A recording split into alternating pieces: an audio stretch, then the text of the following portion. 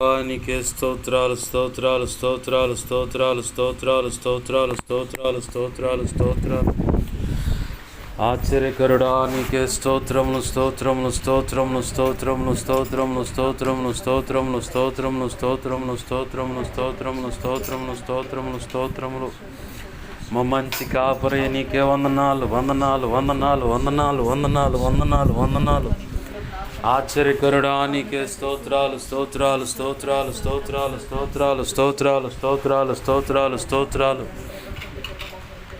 కృపగల దేవా నీకే వందనాలు వందనాలు వందనాలు వందనాలు వందనాలు వందనాలు వందనాలు వందనాలు నీవే కదా మా ఆరాధన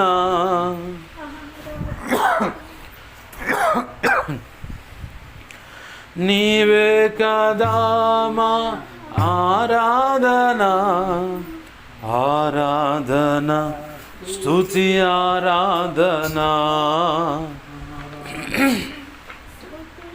ఆరాధన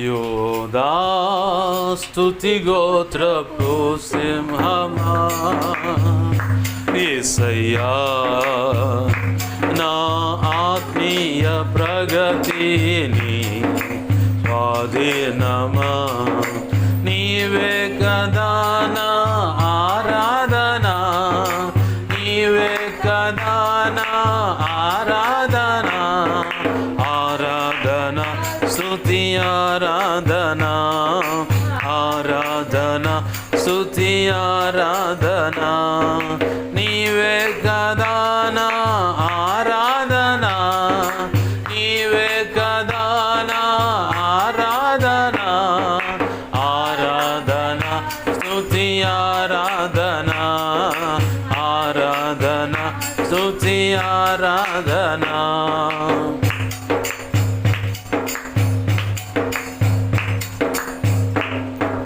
నీ ప్రజల నెమ్మదికై రాజాజ్ఞ మార్చింది నీవేనని అహమును అణచి అధికారులను అదముల చేసిన నీకు నీ ప్రజల నెమ్మదికై రాజాజ్ఞ మార్చింది నీవేనని అహమును అణచి అధికారులను అదముల చేసిన నీకు అసాధ్యమైనది ఏమున్నది అసాధ్యమైనది ఏమున్నది అసాధ్యమైనది ఏమున్నది అసాధ్యమైనది ఏమున్నది యోదా స్తుతి గోత్రపు సింహమా యేసయ్యా నా ఆత్మీయ ప్రగతిని స్వాధీనమా నీవే కదా నా ఆరాధన నీవే కదా నా ఆరాధన ఆరాధన స్తుతి ఆరాధన ఆరాధన స్తుతి ఆరాధన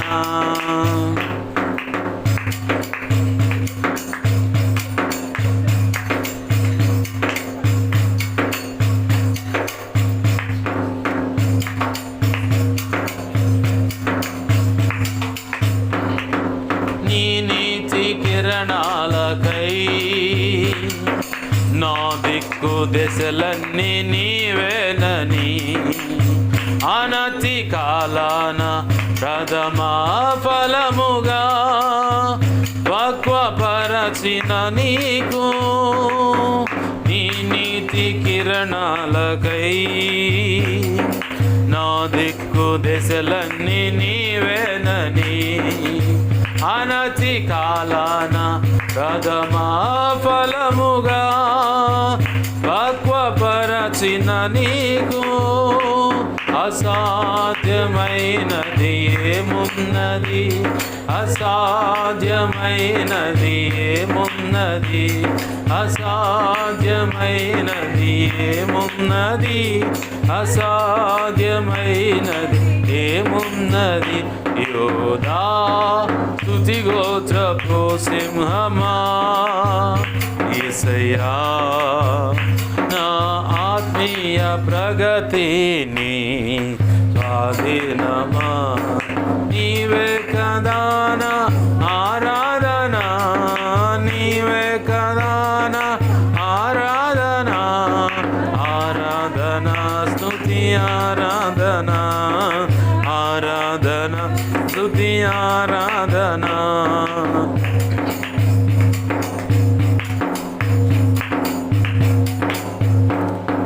నీ వారసత్వముకై నా జయము కోరింది నీవేనని, అత్యున్నతమైన సింహాసనమును నాకిచ్చుటలో నీకు, నీ వారసత్వముకై నా జయము కోరింది నీవేనని, అత్యున్నతమైన సింహాసనమును నాకిచ్చుటలో నీకు, అసాధ్యమైనది ఏమున్నది, అసాధ్యమైనది ఏమున్నది, అసాధ్యమైనది ఏమున్నది, అసాధ్యమైనది ఏమున్నది. యోధా స్తుతి గోత్రపు సింహమా, యేసయ్యా నా ఆత్మీయ ప్రగతిని స్వాధీనమా, నీవే కదా నా ఆరాధన, నీవే కదా నా ఆరాధన, ఆరాధన స్తుతి ఆరాధన, ఆరాధన స్తుతి ఆరాధన, ఆరాధన స్తుతి ఆరాధన, ఆరాధన స్తుతి ఆరాధన, ఆరాధన స్తుతి ఆరాధన, ఆరాధన స్తుతి ఆరాధన, ఆరాధన స్తుతి ఆరాధన, ఆరాధన స్తుతి ఆరాధన, ఆరాధన స్తుతి ఆరాధన. రిఖాందాల షరా బాబా బాబా దల కషా కరి బాబా, రిఖాందాల కషా కరా బాబా బాదల కషా కరి బాబా బాబా బాబా, రిఖాందాల కషా కరా బాదల కషా కరి బాబా బాబా బాదల కషా కరా బాబా, రిఖాందాల కషా కరా బాదల కషా కరి బాబా బాబా బాబా దల కషా, రిఖాందాల కషా కరా బాదల కషా కరి బాబా బాబా బాబా దల కషా కరి, రిఖాందాల కషా కరా బాదల కషా కరి బాబా బాబా బాబా, రిఖాందాల కషా కరా బాదల కషా కరి బాబా బాబా దల కషా కరి బాబా. ఆరాధన స్తుతి ఆరాధన, ఆరాధన స్తుతి ఆరాధన, ఆరాధన స్తుతి ఆరాధన, ఆరాధన స్తుతి ఆరాధన. ప్రేమగల మా కన్న తండ్రి యేసయ్యా, నీకు వందనాలు, కృతజ్ఞతాస్తుతులు మా కన్న తండ్రి. అయా, ఈ రీతిగా నిన్ను ఆరాధించుకున్నట్టుకు మీరు ఇచ్చిన అవకాశం, కృపను బట్టి కృతజ్ఞతాస్తుతులు.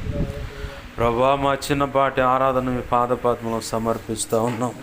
ప్రభువా, కృపచేత మమ్మల్ని జ్ఞాపకం చేసుకోండి అయా, నీ కృపచేత మమ్మల్ని అంగీకరించండి అయ్యా. అయా, ఈ ఆరాధన అంగీకరించి దేవా దీవెనలు దయచేయండి. ఆధ్యాత్మిక, భౌతిక, ఆర్థిక, ఆరోగ్యపరంగా దీవెనల ఆశీర్వాదాలు మాపై సమృద్ధిగా నీ కృపచేత కుమ్మరింపబడును గాక. ధారాళమైన నీ ఆత్మ నడిపింపును దయచేయండి. లేఖన ప్రత్యక్షత, ఆత్మ ప్రత్యక్షతను అనుగ్రహించండి అయా. ఇదిగో తండ్రి, ప్రతి ఒక్కరితో తేటగా, సూటిగా, స్పష్టంగా వినబుద్ధి కలుగునట్లుగా నీవే మాట్లాడండి వాక్యోపదేశం ద్వారా అయా. ఇదిగో తండ్రి, నీ గొప్ప కార్యాలు జరిగించి నీ చిత్తం నెరవేర్చడం మాత్రమే మాయం పొందమని బతిమలాడుతూ ముందున్న సమయాన్ని నన్ను మమ్మల్ని కృపాస్తాలకు అప్పచెప్పుకుంటూ ఈ ఆరాధన మీ పాదపద్మను సమర్పించిన మహింపరుచుకుంటూ యేసు నామములోనే ప్రార్థన సమస్తం పొందుకొని ఈ ఆరాధన మీకు సమర్పించి దేవా నీ పాదాలకు సమర్పించి నేను గొప్ప చేసుకుంటున్నాం మా తండ్రి. ఆమేన్. ఆమేన్.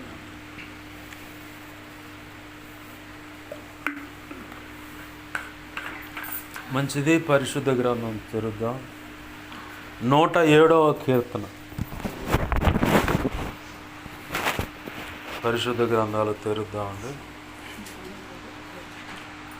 107వ కీర్తన 9వ వచనం అటువంటి చూడండి, అక్కడే ఉంది. 107వ కీర్తన 9వ వచనం.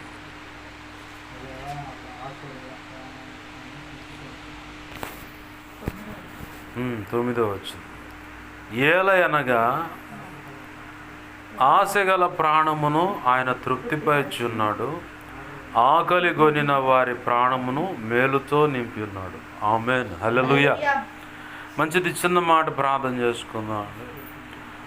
ప్రేమగల మా కన్న తండ్రి, నీకు వందనాలు, కృతజ్ఞతాస్తుతులు ప్రభువా. నీకే మహిమ ఘనత ప్రభావాలు కనికరించండి ప్రభుత్వం.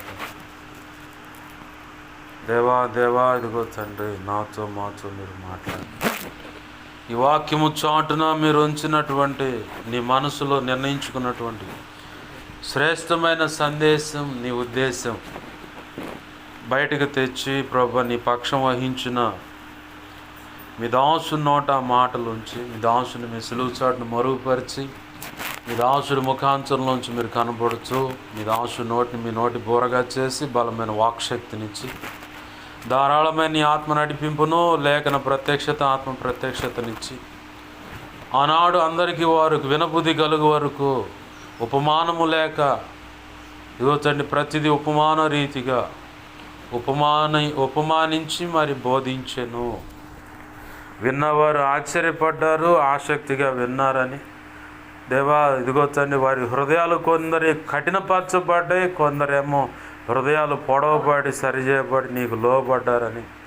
అయ్యా, నీవే తోడండి. ఈరోజు కూడా నీవు ఇచ్చిన వాక్యాన్ని బట్టి దేవా, నాతో మా అందరితో నీవు మాట్లాడండి, మా అందరినీ బలపరచని నడిపించండి ప్రభువా. నీకు స్తోత్రాలు దేవా. నీకే వందనాలు ప్రభువా. సహాయం చేయమని, నీ ఆత్మకార్యములు జరిగించమని బతిమలాడుతున్నాం ప్రభువా. సహాయం చేయండి ప్రభువా. నీకు స్తోత్రాలు ప్రభువా. నీకు వందనాలు తండ్రి. ఉపదేశాన్ని అడ్డగించాలని చూస్తున్న దుష్టుడు, వాడి దోతలు, చీకటి అంధకార శక్తులు ఏమన్నా మరి ఇతర ఏవైనా సరే వాటి ప్రభావంతో నేస్తున్నాం మహాపునరుద్ధాన శక్తి ద్వారా బంధిస్తూ నిత్య నరకానికి విసిరి కొడుతున్నాం. అక్కడే ఇప్పుడే వాటి ప్రభావం వేస్తున్నాం. లయమైపోనుగాక. నా చుట్టూరు మా చుట్టూరు ఈ ప్రార్థనలోకి వేస్తూ ఈ వాక్యం వినడానికి సంసిద్ధులైన ప్రతి ఒక్కరు చుట్టూరు, మేమున్న గృహం అయా, ఇదిగో కాలనీ, గ్రామం, పట్టణం, రాష్ట్రం, దేశ సమస్తం చుట్టూరు సిలువ రక్తపు కంచె, రక్షణ కంచె, అగ్ని కంచెనవి నీ మహిమేగాని జ్ఞాపకం చేయబడి సమస్తంపై ఆవరింపచేసి యెషయా 51:16 ప్రకారం నీ చేతి నీళ్ళ దాచిపెట్టి 34వ కీర్తన 7, 91వ కీర్తన 11, 12, 2వ రాజుల గ్రంథం 6వ అధ్యాయం 16, 17 వచ్చిన ప్రకారం దేవదూతల అగ్ని వంటి రథములో సైన్యం చుట్టూ కావలిగా ఉంచి సర్వోన్నతుని శక్తి మమ్మల్ని కమ్మెల చేసి దేవా, నీ కనుదృష్టి ముఖాంతి తేజం మన వెలుగు సన్నిధి కాంతి మాపై ప్రకాశింపచేసి జకర్యా గ్రంథం 2వ అధ్యాయం 5వ వచ్చిన ప్రకారం నీవే అగ్ని ప్రాకారమై జ్ఞాపకం చేయబడి సమస్తం చుట్టూ నిలచి మేమున్న ఈ స్థలాన్ని సేనాపర్వతంగా చేసి స్తుతి సింహాసనాసనుడివై నువ్వు ఉండి నీలోంచి ప్రభావం నలుదిక్కులు ప్రభులీలా చేసి నీకు వేరైనది ఏదన్నా సరే ఆ ప్రభావం చేత లయమైపోవునుగాక. గొప్ప కార్యాలు జరిగించి బలమైన నీ సన్నిధి, ప్రసన్నత, ప్రభావం ఇదిగొచ్చని మేమున్న ఈ గృహంలో ఉండునుగాక, ఈ ప్రాంతంలో ఉండునుగాక, ఈ సమాజం అంతా ఆవరించి ఉండునుగాక. దేవా, నీ గొప్ప కార్యాలు జరిగించమని తండ్రి నీకే వందనాలు. నీ పక్షం వహించిన నేను ఎంత బలహీనో నీకు బాగా తెలుసు. నీ మీద ఆనుకున్న నీ కృప మీద ఆధారపడ్డాను. నాలో ఉన్న సమస్త అవిధేయతలు, అతిక్రమ దోషాలు, పాప దోషాలు, ఆజ్ఞాతిక్రమలు క్షమించి నీ సిలువ రక్తం కడిగి పవిత్రపరచు. పరిశుద్ధాత్మజ్ఞులను పుటమి శుద్ధ సువర్ణంగా మార్చు. పరలో శుద్ధ సువర్ణ చైలను నిత్యం ఇంకొన గొప్పగా ఉంచు. మత్తయి 10వ అధ్యాయం 1 వచనం 7, 8, 20 వచ్చిన ప్రకారం, అపోస్తలుల కార్యము 4వ అధ్యాయం 27 నుంచి 31 వచ్చిన ప్రకారం, యెషయా 51:16 ప్రకారం నీ కృప నాకు దయచేయి. ఇర్మియా 1వ అధ్యాయం 9, 10, 18, 19 వచ్చిన ప్రకారం నీ కృప నాకు దయచేయి. యెహెజ్కేలు గ్రంథం 2వ అధ్యాయం 1, 2 వచనాల ప్రకారం, దేవా నీవు నాతో నన్ను మమ్మల్ని నీ ఆత్మతో నింపి చక్కగా నిలబెట్టండి, మా అందరితో మీరు ముచ్చటించండి. నీకే వందనాలు, కృతజ్ఞతాస్తుతులు చెల్లిస్తూ యేసయ్య ఉన్నతనంత శక్తిగల నామమును అడిగి వేడుకొని ప్రార్థించి సమస్తం పొందుకొని నువ్వు ఇచ్చిన లేఖన భాగాన్ని బట్టి కృతజ్ఞతాస్తుతులు చెల్లించి నిన్ను గొప్ప చేసుకుంటున్నావు మా తండ్రి. ఆమేన్, ఆమేన్, హల్లెలూయా.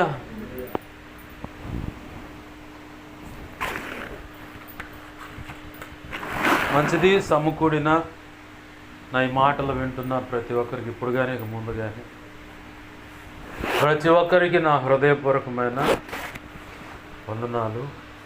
అందరికీ వందనాలు. దేవునికి మహిమ కలుగును గాక. హల్లెలూయా. చదువుకున్న లేఖన భాగంలో ఒక మాట ఏంటంటే, ఏలయనగా ఆశగల ప్రాణమును ఆయన తృప్తిపరిచి ఉన్నాడు, ఆకలి కొనిన వారి ప్రాణమును మేలుతో నింపి ఉన్నాడు. ఏలయనగా అంటే ఆ పైన ఏదో జరిగింది. ఏమంటున్నాడంటే, మొదటి వచనం నుంచి గమనిస్తే, యెహోవా దయాళుడు, ఆయనకు కృతజ్ఞతాస్తుతులు చెల్లించుడి, ఆయన కృప నిత్యముండును. ఆమేన్, హల్లెలూయా, హల్లెలూయా. చూడు ఆడేముందో చూడు, మొదటి వచనంలో చూడు, యెహోవా దయాళుడు, ఆయనకు కృతజ్ఞతాస్తుతులు చెల్లించుడి, ఆయన కృప నిత్యముండునట. యెహోవా విమోచించిన వారు ఆ మాట పలుకుదురుగాక. విరోధుల చేతిలో నుండి ఆయన విమోచించిన వారును, తూర్పు నుండి, పడమటి నుండి, ఉత్తరము నుండి, దక్షిణము నుండి, నానా దేశముల నుండి ఆయన పోగు చేసిన వారును ఆ మాట పలుకుదురుగాక. వారు అరణ్యమందరి ఎడారి త్రోవను తిరుగులాడుచుండిరి, నివాసపురమేదియు వారికి దొరకకపోయెను. ఆకలి దప్పుల చేత వారి ప్రాణము వారిలో సొమ్మసిల్లెను. వారు కష్టకాలమందు యెహోవాకు మొరపెట్టిరి, ఆయన వారి ఆపదలలో నుండి వారిని విడిపించెను. ఆమేన్. వారొక నివాసపురము చేరునట్లు చక్కని త్రోవను ఆయన వారిని నడిపించెను. ఆయన కృపను బట్టి, నరులకు ఆయన చేయు ఆశ్చర్య కార్యములను బట్టి వారు యెహోవాకు కృతజ్ఞతాస్తుతులు చెల్లించుదురుగాక. ఆమేన్, హల్లెలూయా. ఇక్కడ ఆశగల ప్రాణమును తృప్తిపరచి ఉన్నాడు. వీళ్ళ పరిస్థితి ఏంటయ్యా అంటే, పైన చెప్తున్నాడు, అరణ్యమందలి ఎడారి త్రోవను తిరుగులాడుచుండిరట, నివాసపురమేదియు వారికి దొరకకపోయాను. అయితే ఇంకొక మాట ఏముందంటే, యెహోవా విమోచించిన వారు ఆ మాట పలుకుదురు.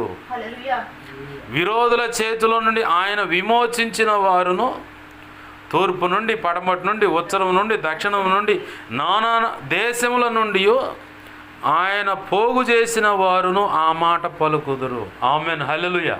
ఇక్కడ బాగా గమనించండి, ఇక్కడ కనబడుతున్న మాట ఏంటంటే, యెహోవా చేత విమోచించబడిన వాళ్ళు. హల్లెలూయా. నా వైపు చూడు, ఇంక నువ్వు వాక్యం చూడాల్సిన పని లేదు, నా వైపు చూడు. యెహోవా చేత విమోచించబడిన వాళ్ళు ఎవరు? జన్మత, కర్మత అనే పాపాల చేత వెరిపించబడుతున్న మన బ్రతుకులను ఆయన జాలిగల కృపను బట్టి నిన్ను నన్ను విమోచించుకున్నాడు. యెషయా గ్రంథంలో ఒక చోట ఉంటుంది మాట, రోకలు లేకయే ఆకలి దప్పులతో ఉన్న వాళ్ళారా. రోకలు అంటే డబ్బు. రోకలు లేకయే వచ్చి మీ ఆకలి తీర్చుకోండి, మీ దాహాన్ని తీర్చుకోండి. మరొక మాట ఉంటుంది అదే యెషయా గ్రంథంలో, నా వైపు చూసి రక్షణ పొందండి. ఎవరి వైపు చూసి? ఆయన వైపు చూసి రక్షణ పొందటం. ఆయన వైపు చూసి రక్షణ పొందటం అంటే ఇక్కడ ఇంకో మళ్ళీ నిర్గమాకాండంలో, అంటే ఇజ్రాయేలీలు ఎడారి అరణ్య యాత్ర అంటే కానాను యాత్రలో దేవుని మీదకు, అలాగనే దేవుని యొక్క నాయకుడి మీద తిరుగుబాటు చేస్తే దేవుడు ఏం చేశాడంటే, తాపకరమైన సర్పములు, తాపం అంటే భయంకరమైన వేదన కలుగు చేసే సర్పాలను పాళెం లోపలికి ఆ ప్రజల మధ్యలోకి పంపించాడు. దొరికినట్టు కాటేస్తుంది, చచ్చిపోతూ ఉన్నారు. అహరోను అడావుడిగా ప్రత్యక్ష గుడారంలోకి వెళ్ళి ధూపార్తి తీసుకొని ధూపం వేయడం మొదలుపెట్టాడు. ప్రభువా క్షమించు, నీ ఉగ్రత తట్టుకోలేరయ్యా, క్షమించంటే మోషేతో దేవుడు చెప్తా ఉన్నాడు, ఏ తాపకరమైన సర్పాలు వాళ్ళని కాటేస్తున్నాయో అలాంటిదే ఒక ప్రతిమ చేసుకొని ఆ పాళెం మధ్యలో ఎక్కడెక్కడైతే చెగులు వెళ్ళి ఆ సర్పాలు ఎవరినైతే కాటేస్తున్నాయో వాళ్ళ మధ్యలో దాన్ని నిలబెట్టు. ఎవడైతే దాని వైపు తేరి చూడటం అంటే కనపడకపోయినా ఎతుకులు ఆడుకొని మరి వెతుక్కొని చూడటం, తేరి చూస్తాడో వాడు ఆ విషం విరుగుడు పొందుతాడు. సేమ్ ఇదే సింబలు మనం డాక్టర్లు ఇప్పుడు కొత్తగా, నేను డాక్టర్నని సర్పాన్ని ఇట్లా మెలకులు తిప్పి క్రాస్ చేసి ఉంటుంది. అది అరణ్యంలో బైబిల్లో ఉన్న ముద్ర. అది అరణ్యంలో తాపకరమైన సర్పాలు ప్రజలను కాటేస్తూ ఉంటే ఎందుకు? తిరుగుబాటు చేశారు. మన మూలపిత్రుడు ఆదాము అవ్వలో తిరుగుబాటు చేశారు దేవునికి. పాపం అనే బీజం వాళ్ళలోకి వచ్చేసింది. మనిషి పుట్టుకతోనే పాపి అయిపోతాడు, స్వభావరీత్యా పాపి అయిపోతున్నాడు. తన తలంపులు, ఊహల, ఆలోచనలో ప్రతి చర్యలో పాపం ఉంటుంది. ఎంత విడిపించబడాలంటే ఖచ్చితంగా ఒక వ్యక్తి బలవ్వాలి. ఆ బలి అవటానికి కొన్ని సూచనగా ప్రభు ఏం చేశాడంటే ధర్మశాస్త్రం, కట్టడలు, ఆజ్ఞలు ఇచ్చాడు. ఆ తర్వాత పాప ప్రాయశ్చిత్తార్థమైన బలులు కూడా ఇచ్చిన వాటిని ఇంకా ఆధారం చేసుకుని పాపం ఎక్కువ చేయడం మొదలుపెట్టారు. ఇట్లా కాదని చెప్పని ప్రభువే నరావతారిగా ఈ భూమి మీదకి వచ్చి 33.5 సంవత్సరాలు ఈ భూమి మీద బ్రతికి 3.5 సంవత్సరాలేమో సేవా అనుభవం, 33.5 సంవత్సరాలు టోటల్గా ఆయన బ్రతికిన కాలం. దాంట్లో 3.5 సంవత్సరాలు ఆయన సేవా పరిచర్య. 33.5 సంవత్సరాల తర్వాత ఆయనే సిలువెక్కాడు. ఆ పాముకి ఎలా అయితే ఒక అడ్డకర్ర, ఒక నిలువు కర్ర ఆ పాముని ఇట్లా మెలకేసుకున్నట్టుగా తాపకరమైన సర్పం ఆకారంలోనే ఇజ్రాయేలు యొక్క మీదకు వచ్చిన ఆ చెగుల నుంచి బయటపడటానికి ఆ రోజు మోషే ద్వారా దేవుడు చెప్పిన మాట, దాని వైపు చూసిన వాడే ఆ తెగుల నుంచి విడిపించబడతాడు. అట్లా దాని వైపు తేరి చూసిన వాడు బ్రతికాడు, అది చూడకుండా ఉన్నవాడేమో చచ్చాడు. సేమ్ అలాగని ఈరోజు యెషయా గ్రంథంలోంచి దేవుడు మాట్లాడేదంటే, యేసు ప్రభు వారి వైపు మనం చూసాము, ఆయన మన కోసం బలి అయ్యాడు, నిజముగా నా కోసమే ప్రాణం పెట్టాడని మనం విలువ ఇచ్చాము దానికి. అలాగనే విమోచన క్రయధనం ఇక్కడే దొరుకుతుందని చెప్పని ఆయన పంచన చేరాము.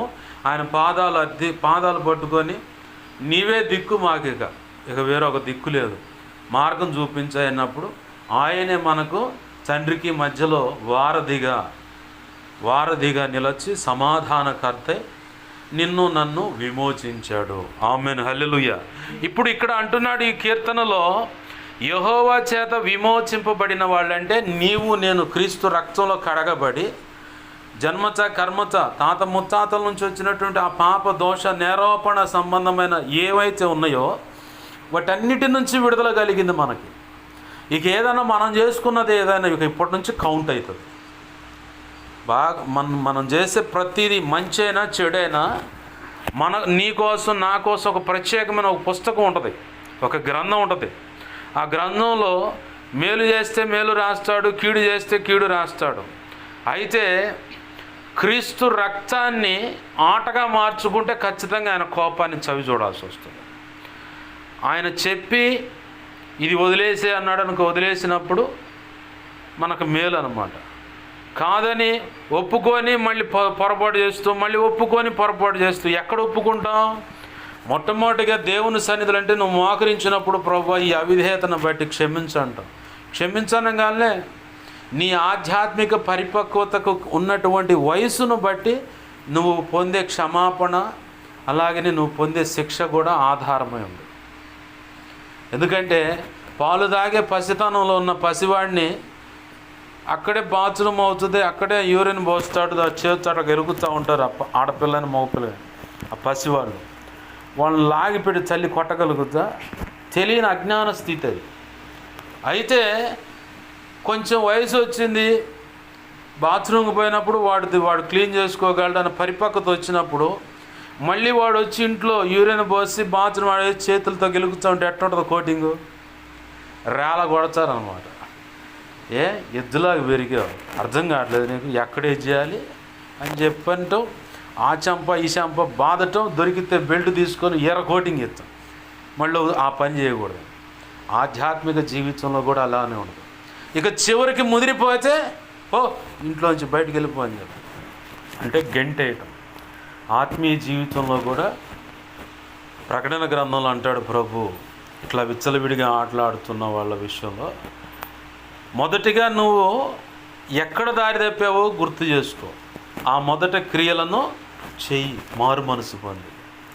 లేదంటే దీపస్తంభం మీద ఉన్న దీప నేనే వచ్చి తీసేస్తాను. ఒక మాట. ఇంకో చోటేమో వెచ్చగానే నుండు, చల్లగానే నుండు, నులివెచ్చని స్థితి నీకు ప్రమాదం ఉండు.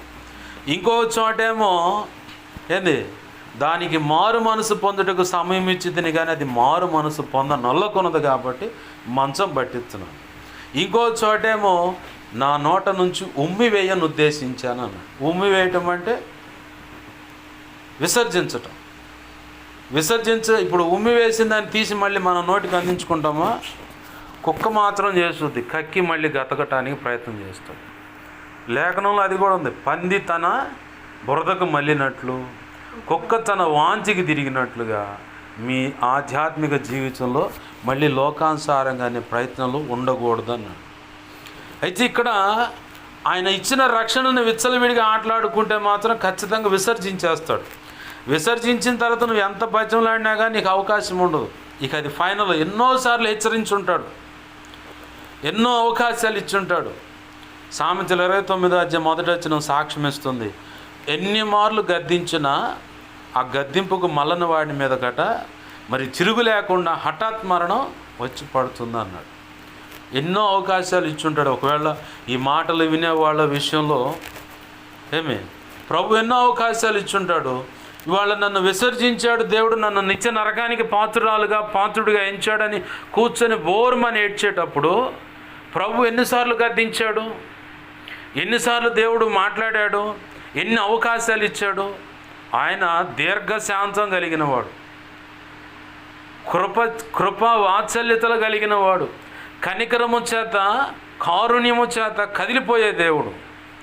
ఇజ్రాయేల్ ప్రజలంతా ద్రోహంగా బ్రతికినా ఒక్కొక్క అవకాశం ఇచ్చినా వాళ్ళు దాన్ని ఏం చేశారు? త్రోసివేసి వాళ్ళకు నచ్చినట్టు బ్రతకడం మొదలుపెట్టారు. ఐగుప్తులో 10 అద్భుతాలు జరిగాయి. ఎర్ర సముద్రం చీల్చబడింది, శత్రు సమూహం లయమైపోయారు. తరుముకుంటూ వస్తున్న వాళ్ళతో పోరాడాడు దేవుడు. ఎర్ర సముద్రం ముంచి వాళ్ళ మొత్తాన్ని చంపాడు. ఎర్ర సముద్రం దాటిన తర్వాత ఇక మొదలైంది అరణ్యయాత్ర బాగా మొదలైంది.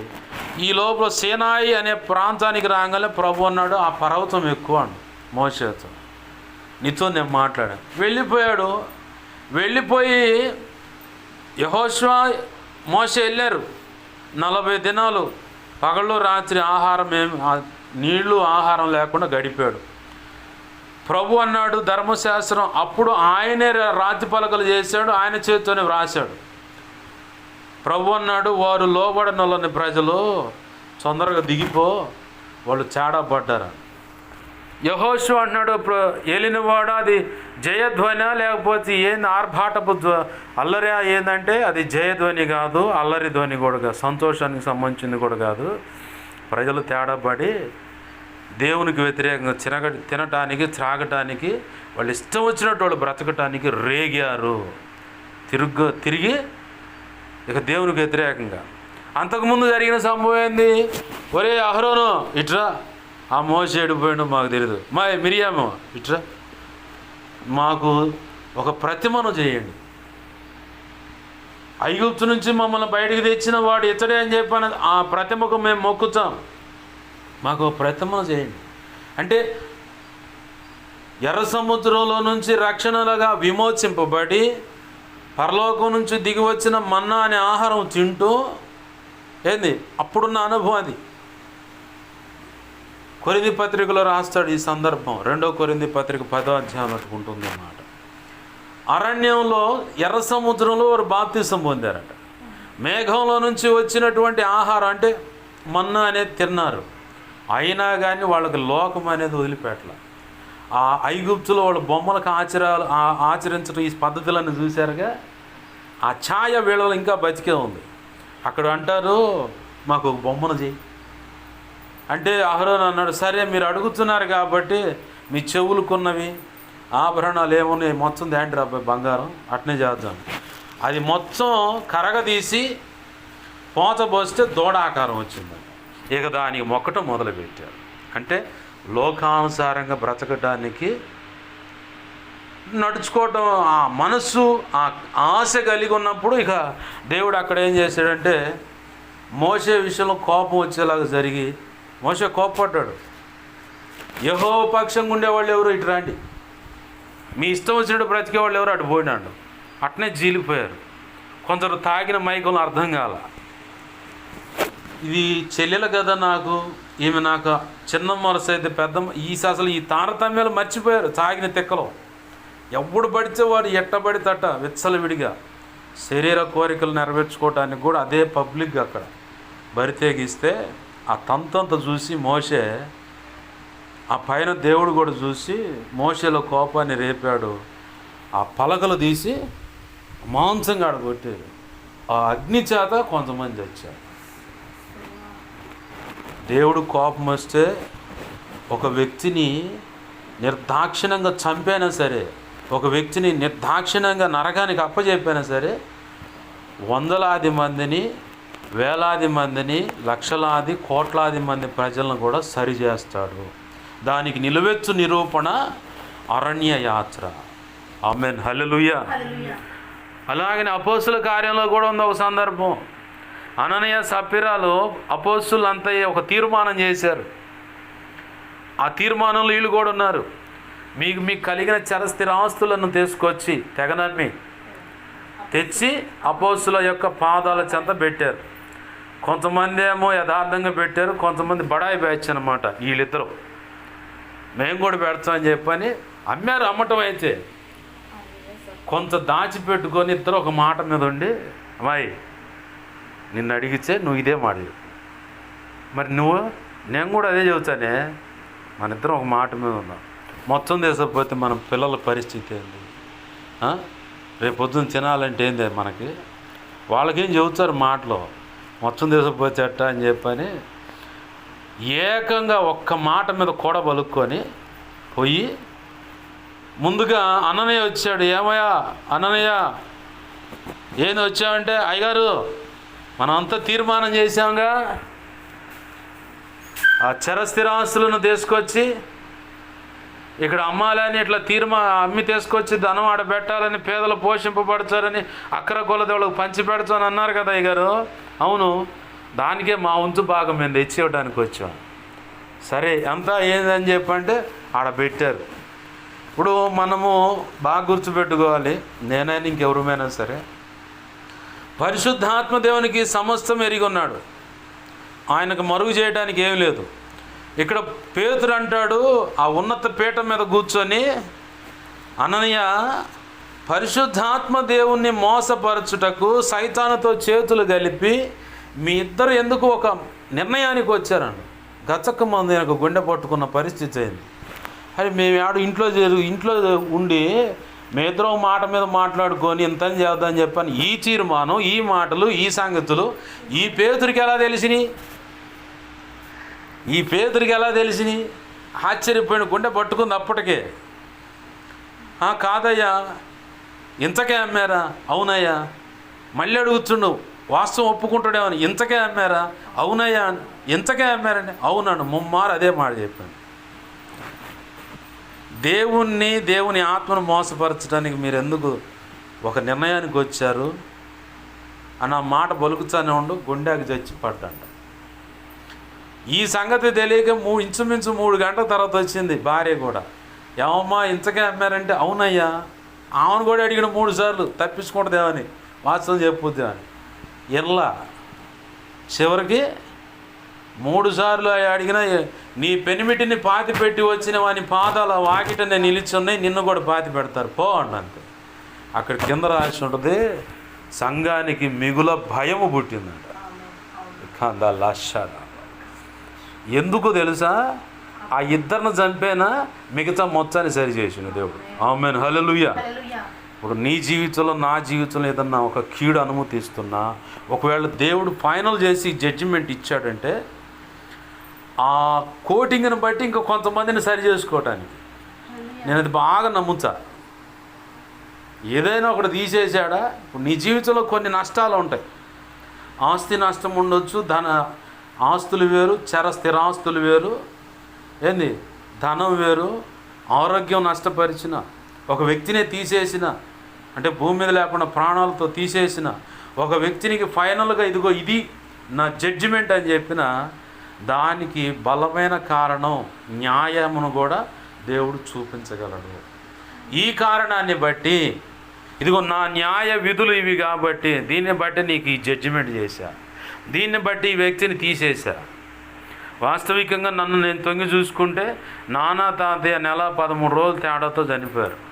అదే వాళ్ళు కనుక చనిపోకపోతే ఈ నరసరావుపేట పట్టణం గడ్డ మీదకి 2007లో వచ్చేవాడినే కాదు. 2003లోనే ఒక వ్యక్తి నన్ను అడిగాడు, రాయా మందిరానికి అని. మనసులో అనుకున్న, ఒకటి చెబితే నేను రాను అని చెప్పి పైకి మాత్రం మర్యాదగా, అన్న సంవత్సరానికి ఒకసారి సాగర్ పోయి అక్కడ ఫ్యామిలీ పరంగా వెళ్ళి ఆహారం వండుకొని తిని సాయంత్రం దాకుండి మళ్ళీ రాత్రికి వస్తాం. ఇది మా సెక్షను, ఇంతకు మించి రానన్న. అక్కడ పెట్టి తన్నేటప్పుడు ఏమైంది నాకు నష్టం? 2 ప్రాణాలు వికెట్లు ఎగిరిపోయినాయి. ఆ తర్వాత కొంతకాలం నడుస్తూ ఉంటే ఆర్థికంగా కూడా ఫలానా వ్యక్తి మీద డిపెండ్ అవ్వకుండా ఉన్న ఇద్దరు, నాయనమ్మ కానీ పెద్ద మేనత్త కానీ, ఆ ఇద్దరు కూడా చిన్నగా జారిపోయి. ఇప్పుడు నేను ఎవరిని అడగాల? ఆర్థికంగా కూడా ఎక్కడ కూడా చేయి చాచుకుంటా. ఇప్పుడు పూర్తిగా ఆయన మీద ఆనుకోవడానికి ప్రతిదానికి ఒక న్యాయమైన కారణం ఉంటుంది, ప్రతిదానికి కూడా. ఆ కారణాన్ని బట్టి ఇప్పుడు తెరహు ఉన్నాడు. తెరహు ఏం చేశాడు? అబ్రహామును దేవుడు నిర్ణయించిన శాశ్వతమైన ఆశీర్వాదం పొందకుండా అడ్డగించాడు. అడ్డగిస్తే దేవుడు చూసి తెరహు, ఇక జాలే కానీ నువ్వు ఎక్కువ సమయం ఉన్న కొద్దీ నేను అనుకున్న ఆశీర్వాదంలోకి అబ్రహాం నడవనీయకుండా ఆపుతున్నావు. నిన్ను చూసుకొని ఎన్నికే పోతాను కానీ ముందుకు రావట్లేదు, కాబట్టి నువ్వు వచ్చేసా. దేవుడే తెరహును ప్రాణాలతో, అంటే ప్రాణం విడిచేలా చేసి ఆ అడ్డును తొలగించాడు. కొన్ని నీ ఆధ్యాత్మిక పరిపక్వతకు అడ్డుగా ఉంటే తీసేస్తాడు. కొన్నేమో కావాలని తీసి నిన్ను సరైన మార్గంలో నడిపించుకుంటాడు. కొన్ని కావాలని తీసేస్తాడు. కొన్ని నీకు శ్రేష్టమైన అనుభవ జ్ఞానము కలుగునట్లుగా కూడా కొన్ని తీస్తాడు. ఆ వ్యక్తులైన ఇంకేదైనా సరే. దైవజనుడు ఒఫిరే గారు తన భార్య విషయంలో ఆయన ఏడ్చిన విధానం నేను విన్నప్పుడు అసలు కూర్చొని బోర్ని ఏడ్చాను. ఇదిగో ఈ అమ్మాయిని పెళ్లి చేసుకోమంటే ఆ అమ్మాయిని పెళ్లి చేసుకోమని రూపాయి కట్నం తీసుకోలేదు. నా తీర్మానం కూడా అదే, రూపాయి కట్నం ఆశించేది లేదు. ప్రభు కృపలో యథార్థంగా వివాహం విషయంలో అడుగుయాలని ఆయన అంతకుముందే ఉంది నా మైండ్లో. ఆయన సాక్ష్యం విన్న తర్వాత మా ఇద్దరి యొక్క ఆహభావాలు ఒకట్లాగా అనిపిస్తున్నాయని అనుకున్నాను. మళ్ళీ వచ్చింది గ్రామసింహం, మళ్ళీ వచ్చింది. దేవునికి మహిమ కలుగును గాక. హల్లెలూయా. మా ఇద్దరి యొక్క అభిరుచులు ఒకలాగానే ఉన్నాయి ఏందని చెప్పి అనుకుంటా ఉన్నాను. అంటే సేవ విషయంలో కానీ అన్ని విషయాలు ఆయన సాక్ష్యం వింటున్నప్పుడు కానీ.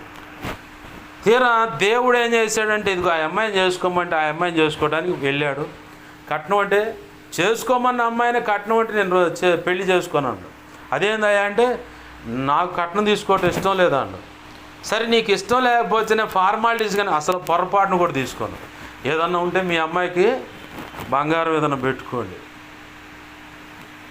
పొరపాటును కూడా నేను రూపాయి కట్నం తీసుకోను. అట్లనే ఒప్పుకొని పెళ్లి చేశారు. ఆయన ఇచ్చిన సాక్ష్యం ఏంటంటే, నా భార్య యొక్క సెల్ ఫోన్ ఇప్పటి వరకు కూడా ఎవరు ఫోన్ చేస్తున్నారు, ఎవరు మెసేజ్లు పెడుతున్నారు నేను చూసి ఎరగను, నాకు అవసరం లేదు. నేను అంత నమ్మకంగా కాపురం చేయటానికి నిలబడితే పిల్లలు ఇద్దరు, ఒక ఆడపిల్ల మగ పిల్లగాడు, పిల్లలు ఇద్దరు ఉన్నారు. ఆ ఇద్దరున్నా కానీ ఒక టైం రాగానే నీ నీడ కూడా మా మీద పడటానికి ఇల్లేదని చెప్పని హృదయాన్ని కఠినపరుచుకొని ఆమె వెళ్ళిపోయింది. విడాకులు తీసుకొని వెళ్ళిపోయింది. ఆ తర్వాత కొన్నాళ్ళు ఒంటరిగానే ఉన్నాను. తర్వాత సంఘంలోంచి ఒక ఆమె లేచిందంట, మీరు ఒప్పుకుంటే కనీసం వండి పెట్టడానికైనా మీ బట్టలు ఉతకటానికైనా నేను ఉంటాను, మీరు అవకాశం ఇస్తే పెళ్లి చేసుకుంటానికని. అంటే ఇది కరెక్ట్ కాదమ్మా, సంఘంలో వ్యక్తివి, నలుగురు నానా రకాలుగా అనుకుంటారు, కరెక్ట్ కాదంటే ఎవరేమన్నా అనుకొని నువ్వు ఒంటరిగా ఉంటున్నావు కాబట్టి నీకు కనీసం వండి పెడతానికైనా బట్టలు తీ పెడతానికైనా ఒక మనిషి కావాలి కదా, నీకు తోడుగా ఉండాలి కదా, నేనుంటా ఆ వ్యక్తిగా, నువ్వు ఒప్పుకుంటే అని చెప్పంటే చుట్టూ ఉన్న వాళ్ళు కూడా కొంతమంది ఫోర్స్ చేశారంట. అయ్యగారు ఎట్లయినా ఉండాలి కదా, ఆమె చెబుతుంది కూడా వాస్తవమే కదా, మరి మీరు ఒప్పుకుంటే అంటే సంఘంలో ఒక మాట చెప్పిండంట, నాకు నేనుగా ఈ ప్రయత్నం చేయట్లేదు, ఈమె ఈ మాటలు చెప్పింది, ఏది నేను చెప్పిన మాటలన్నీ చెప్పి ఇలాగా అంటుంది కాబట్టి మరి మీ అభిప్రాయం ఏం చెప్పండి, మీ అభిప్రాయం కూడా చెప్పాలి. ఇప్పుడు అవకాశం ఇచ్చారు కాబట్టి ఈ అమ్మాయిని పెళ్లి చేసుకుంటే రేపటి దినాన ఇప్పుడు కావాలని ఆ పిల్ల మీద మోజుతో ఈ పని చేస్తున్నాడు, పని చేశాడు అని అంటారు. కాబట్టి ఆ అపనింద రావద్దు, దేవునికి కూడా అవమానం కలగకూడదు. నేను చేస్తున్న ఈ పని నచ్చిన వాళ్ళు ఎవరో సంఘంలో ఉండండి, నచ్చని వాళ్ళు ఎవరో బయటికి వెళ్ళిపోవచ్చు అన్నాడు. అందరు ఎదుట ఉన్నదన్నట్టు యథార్థంగా చెప్పారు. ఆ అమ్మాయి వచ్చి నాతో చెప్పిన మాట ఇది, అయ్యా నీ భార్య ఎటు కూడా విడాకులు ఇచ్చి వెళ్ళిపోయింది, చాలా టైం అయిందంట, చాలా రోజులు గడిచిన తర్వాత నీ భార్య అయితే విడాకులు ఇచ్చి వెళ్ళిపోయింది, ఒంటరిగా ఉంటున్నావు, కనీసం వండి పెడతానికైనా బట్టలు తీ పెడతానికైనా నీకు చోటు కావాలి కదా, నువ్వు ఒప్పుకుంటే నేను పెళ్లి చేసుకుంటా, నీ భార్యగా నేను ఉంటాను, నాకు అవకాశం ఇస్తావని చెప్పని ఇలా అడిగింది. నా తప్పేం లేదు, నేను ఆశించలేదు. వీళ్ళంతా కలిసి నిర్ణయం చేశారు. ఈ నిర్ణయం నచ్చిన వాళ్ళు ఎవరు ఉండండి, నచ్చిన వాళ్ళు ఎవరు వెళ్ళిపోండి అంటే అందరూ వెళ్ళిపోయారు. కొంతమంది వెళ్ళిపోయారంట. కొంతమంది వెళ్ళిపోతే సరే ఉన్న వాళ్ళని బట్టి మీరు చెబుతున్న దాన్ని బట్టి ఇలా పెళ్లి చేసుకున్నాను. ఆమె పెళ్లి అయిన తర్వాత ఆమె కూడా అదే రివర్సు, నువ్వు సేవాగేవంట పోతే ఎవడో కుదరదు, నేను ఒప్పుకోను అంటుందంట. అంతకుముందేమో నీ సేవకు సహకరిస్తా, పెళ్ళైనంత కాలం మేము పెళ్ళి జరగకముందేమో మొదటి భార్య అంతే చెప్పిందంటే రెండో భార్య కూడా అంతే చెప్పింది, నువ్వు ఆడికి వెళ్తే ఆడికి వస్తా, ఏంది నువ్వు ఏ తింటే అది తింటా, మనం సేవ చేద్దాం, నేను నీకు తోడుగా ఉంటాను అని చెప్పని మాటలు చెప్పి చివరికి ఇద్దరు అదే పని అయింది. ఇక ఆ తర్వాత ఫైనల్ చేసుకున్నాను, ఇక వాళ్ళు లేదు వీళ్ళు లేదు, ఎవరు వద్దు నాకు, ఇక దేవుడితో దేవుని పని చేయాలి, నాకు ఇంక ఇలాంటి విషయాలు తేమాకండి అని చెప్పని తీర్మానం. ఈ విషయాలు నేను విన్నప్పుడు చాలా ఏడ్చా. భార్య విషయంలో ఇంత హృదయాన్ని కఠినపరుస్తాడా దేవుడని. ఇప్పుడు ఈ అనుభవాన్ని బట్టి ఆయన విశ్వ ప్రణాళిక అనే పుస్తకాన్ని రాశాడు. పరిశుద్ధ దేవుని గురించిన జ్ఞానం అనే పుస్తకాలు, విశ్వ ప్రణాళిక అనే పుస్తకం, అక్కడ అయిన ఆ గాయాన్ని బట్టి ఆ పుస్తకం బయటకు వచ్చింది. ప్రభు అన్నాడట, ఇక వాళ్ళ గురించి ప్రార్థన చేయమాక,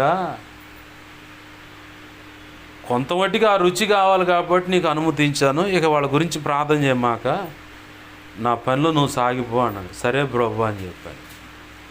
ఆ గాయాన్ని బట్టి అప్పుడు ఆయన జీవితంలో ఎదురైన ఆ పరిస్థితులు అవి నేను విన్న దాన్ని బట్టి ఇవాళ నేను మనోధైర్యంగా ఉండటానికైనా ఇంకొకళ్ళని ధైర్యపరచడానికైనా ఆ వ్యక్తి జీవితంలో అయిన గాయమే ఇంకొక వ్యక్తిని నిలబెడుతుంది, ఇంకో వ్యక్తి కుటుంబాన్ని బలపరచగలుగుతుంది. నేను ఆ సాక్ష్యం విన్నాను. మొదటి భార్య అంతే విడాకులు ఇచ్చి వెళ్ళిపోయింది, రెండో భార్య అంతే విడాకులు ఇచ్చి వెళ్ళిపోయింది. అసలు రెండో అయితే ఈ చిత్రం సంఘంలోంచి బయటికి లేచి, అయ్యారు మీరు ఒప్పుకుంటే నేను పెళ్లి చేసుకున్నాను, నీకు దండం పెడతాను, నలుగురు నాన్న రకాలుగా అనుకుంటా ఎంత బచ్చలాడినా కానీ అస్సలు వండి పెడతానికైనా బట్టలు ఉతకడానికైనా నేను ఉంటానయ్యా, మీరు సేవ చేయడానికి మేము సహకరిస్తానని చెప్పని బచ్చలాడి పెళ్లి చేసుకుంటే మొదట ఆమె ఎలా అయితే ఎగ్గొట్టి వెళ్ళిపోయిందో ఏమో కూడా అంతే ఎగ్గొట్టి వెళ్ళిపోయింది. ఆ 2 సందర్భాలు విన్న దాన్ని బట్టి నేను చాలా విలువైన పాఠాలు నేర్చుకున్నాను. ఆ అనుభవం విన్న దాన్ని బట్టి ఎవరైనా భార్యాభర్తలు కౌన్సిలింగ్ వచ్చారనుకో, ఆ భార్యాభర్తలు కౌన్సిలింగ్ ఇస్తున్నాను. దాచేపల్లి అదే 8 నెలలు అయిందంట ఆ అమ్మాయి వెళ్ళిపోయి ఓర్ని ఏడుస్తుండే ఆ పిల్లగాడు. చూసి పిరికోళ్ళలాగి ఆడమాట పాడు పని చేయడానికి పోతే అసలు చచ్చిపోతే అప్పుడు ఏడువు, కానీ ఆ అమ్మాయిని దేవుడు పట్టుకొస్తాడు, భయపడమాకయ్యా అని ఆ మాటలు అందించి వచ్చిన తర్వాత 2 రోజుల తర్వాత అక్కడున్న అక్క ఫోన్ చేసింది, అన్నా మీరు వచ్చి ఆ పిల్లగాడితో మాట్లాడటం వల్ల ఆ అబ్బాయి ఇప్పుడు ప్రశాంతంగా ఉండు, నెమ్మది పొందాడు, అలాగే నా తల్లి కానీ ఆ కొడుకు కానీ సంతోషంగా ఉన్నారు. వాళ్ళ మందిరం ఎక్కడో చెప్పండి, మేము వెళ్తాం అంటున్నారు. మందిరం ఏం లేదయ్యా, ఇంట్లోనే జరిగేదంటే అయినా సరే మేము పోయేస్తాం, అడగపోయి ఆ పరిస్థితులు చూసి వస్తాం, మేము వెళ్తాం అక్క అని చెప్పి, నువ్వు కూడా వస్తావు అంటే వస్తాలే అయ్యా అని చెప్పాను అన్న, ఇట్లా అన్న సంగతి. ఆ అనుభవాన్ని నేను కనుక జీర్ణించుకోకపోతే నాకెందుకు ఈ గోవాలనుకుంటే అప్పుడు ఏమయ్యేది? ఇప్పుడు ఆ వ్యక్తి బలపడేవాడు కాదు. ప్రతి వ్యక్తి జీవితంలో జరిగే ప్రతి గాయం కూడా ఒక విలువైన పాఠమే.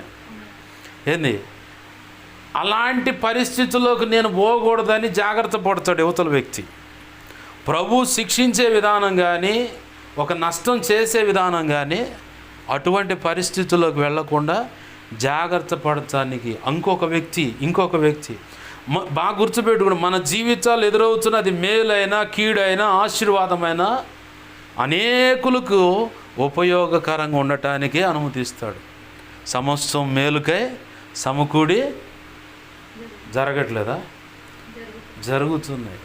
రోమా 8:28లో ఏలయనగా ఆయన దయా సంకల్పం చొప్పున పిలువబడిన వారికి ముందుగానే ఎవరినైతే ఆయన ఎరిగి ఉన్నాడో ఆ ఎరిగిన వారు పిలువబడ్డారు కాబట్టి వారందరికీ మేలు కలుగుటకే సమస్తం సమకూడి జరుగుతున్నాయి. ఆ తమ్ముడిని అడిగా, తమ్ముడా నీకు సేవ పిలుపు ఉంది, అమ్మాయి నిన్ను వదిలిపెట్టి వెళ్ళక ముందు ఇదే డెప్త్లో ఇంతే కన్నీరు విడిచి ప్రార్థన చేసావా అన్న. పొరపాటును కూడా చేయలేదన్న.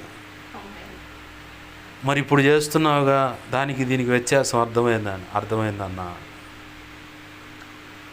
ఇదే డెప్త్ అప్పటి నుంచి కూడా నువ్వు మెయింటైన్ చేసినడితే ఆ వ్యక్తి దూరమయ్యేది కాదు.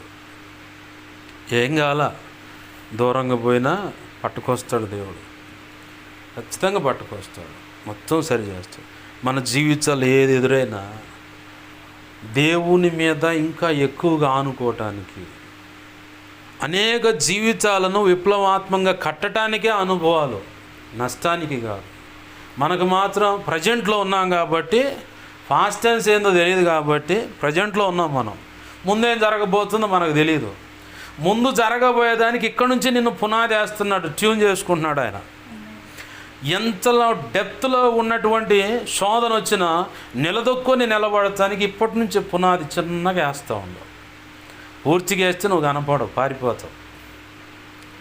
పూర్తిగా వేస్తే ఎవరూ కనపడవు, నేనైనా మీరైనా ఎవరూ కనపడవు. నిదానంగా పునాది వేస్తున్నాడు. మోషేని 2 సమస్యలు దూరితే మిద్యాను ప్రాంతం అరణ్యానికి పారిపోయాడు.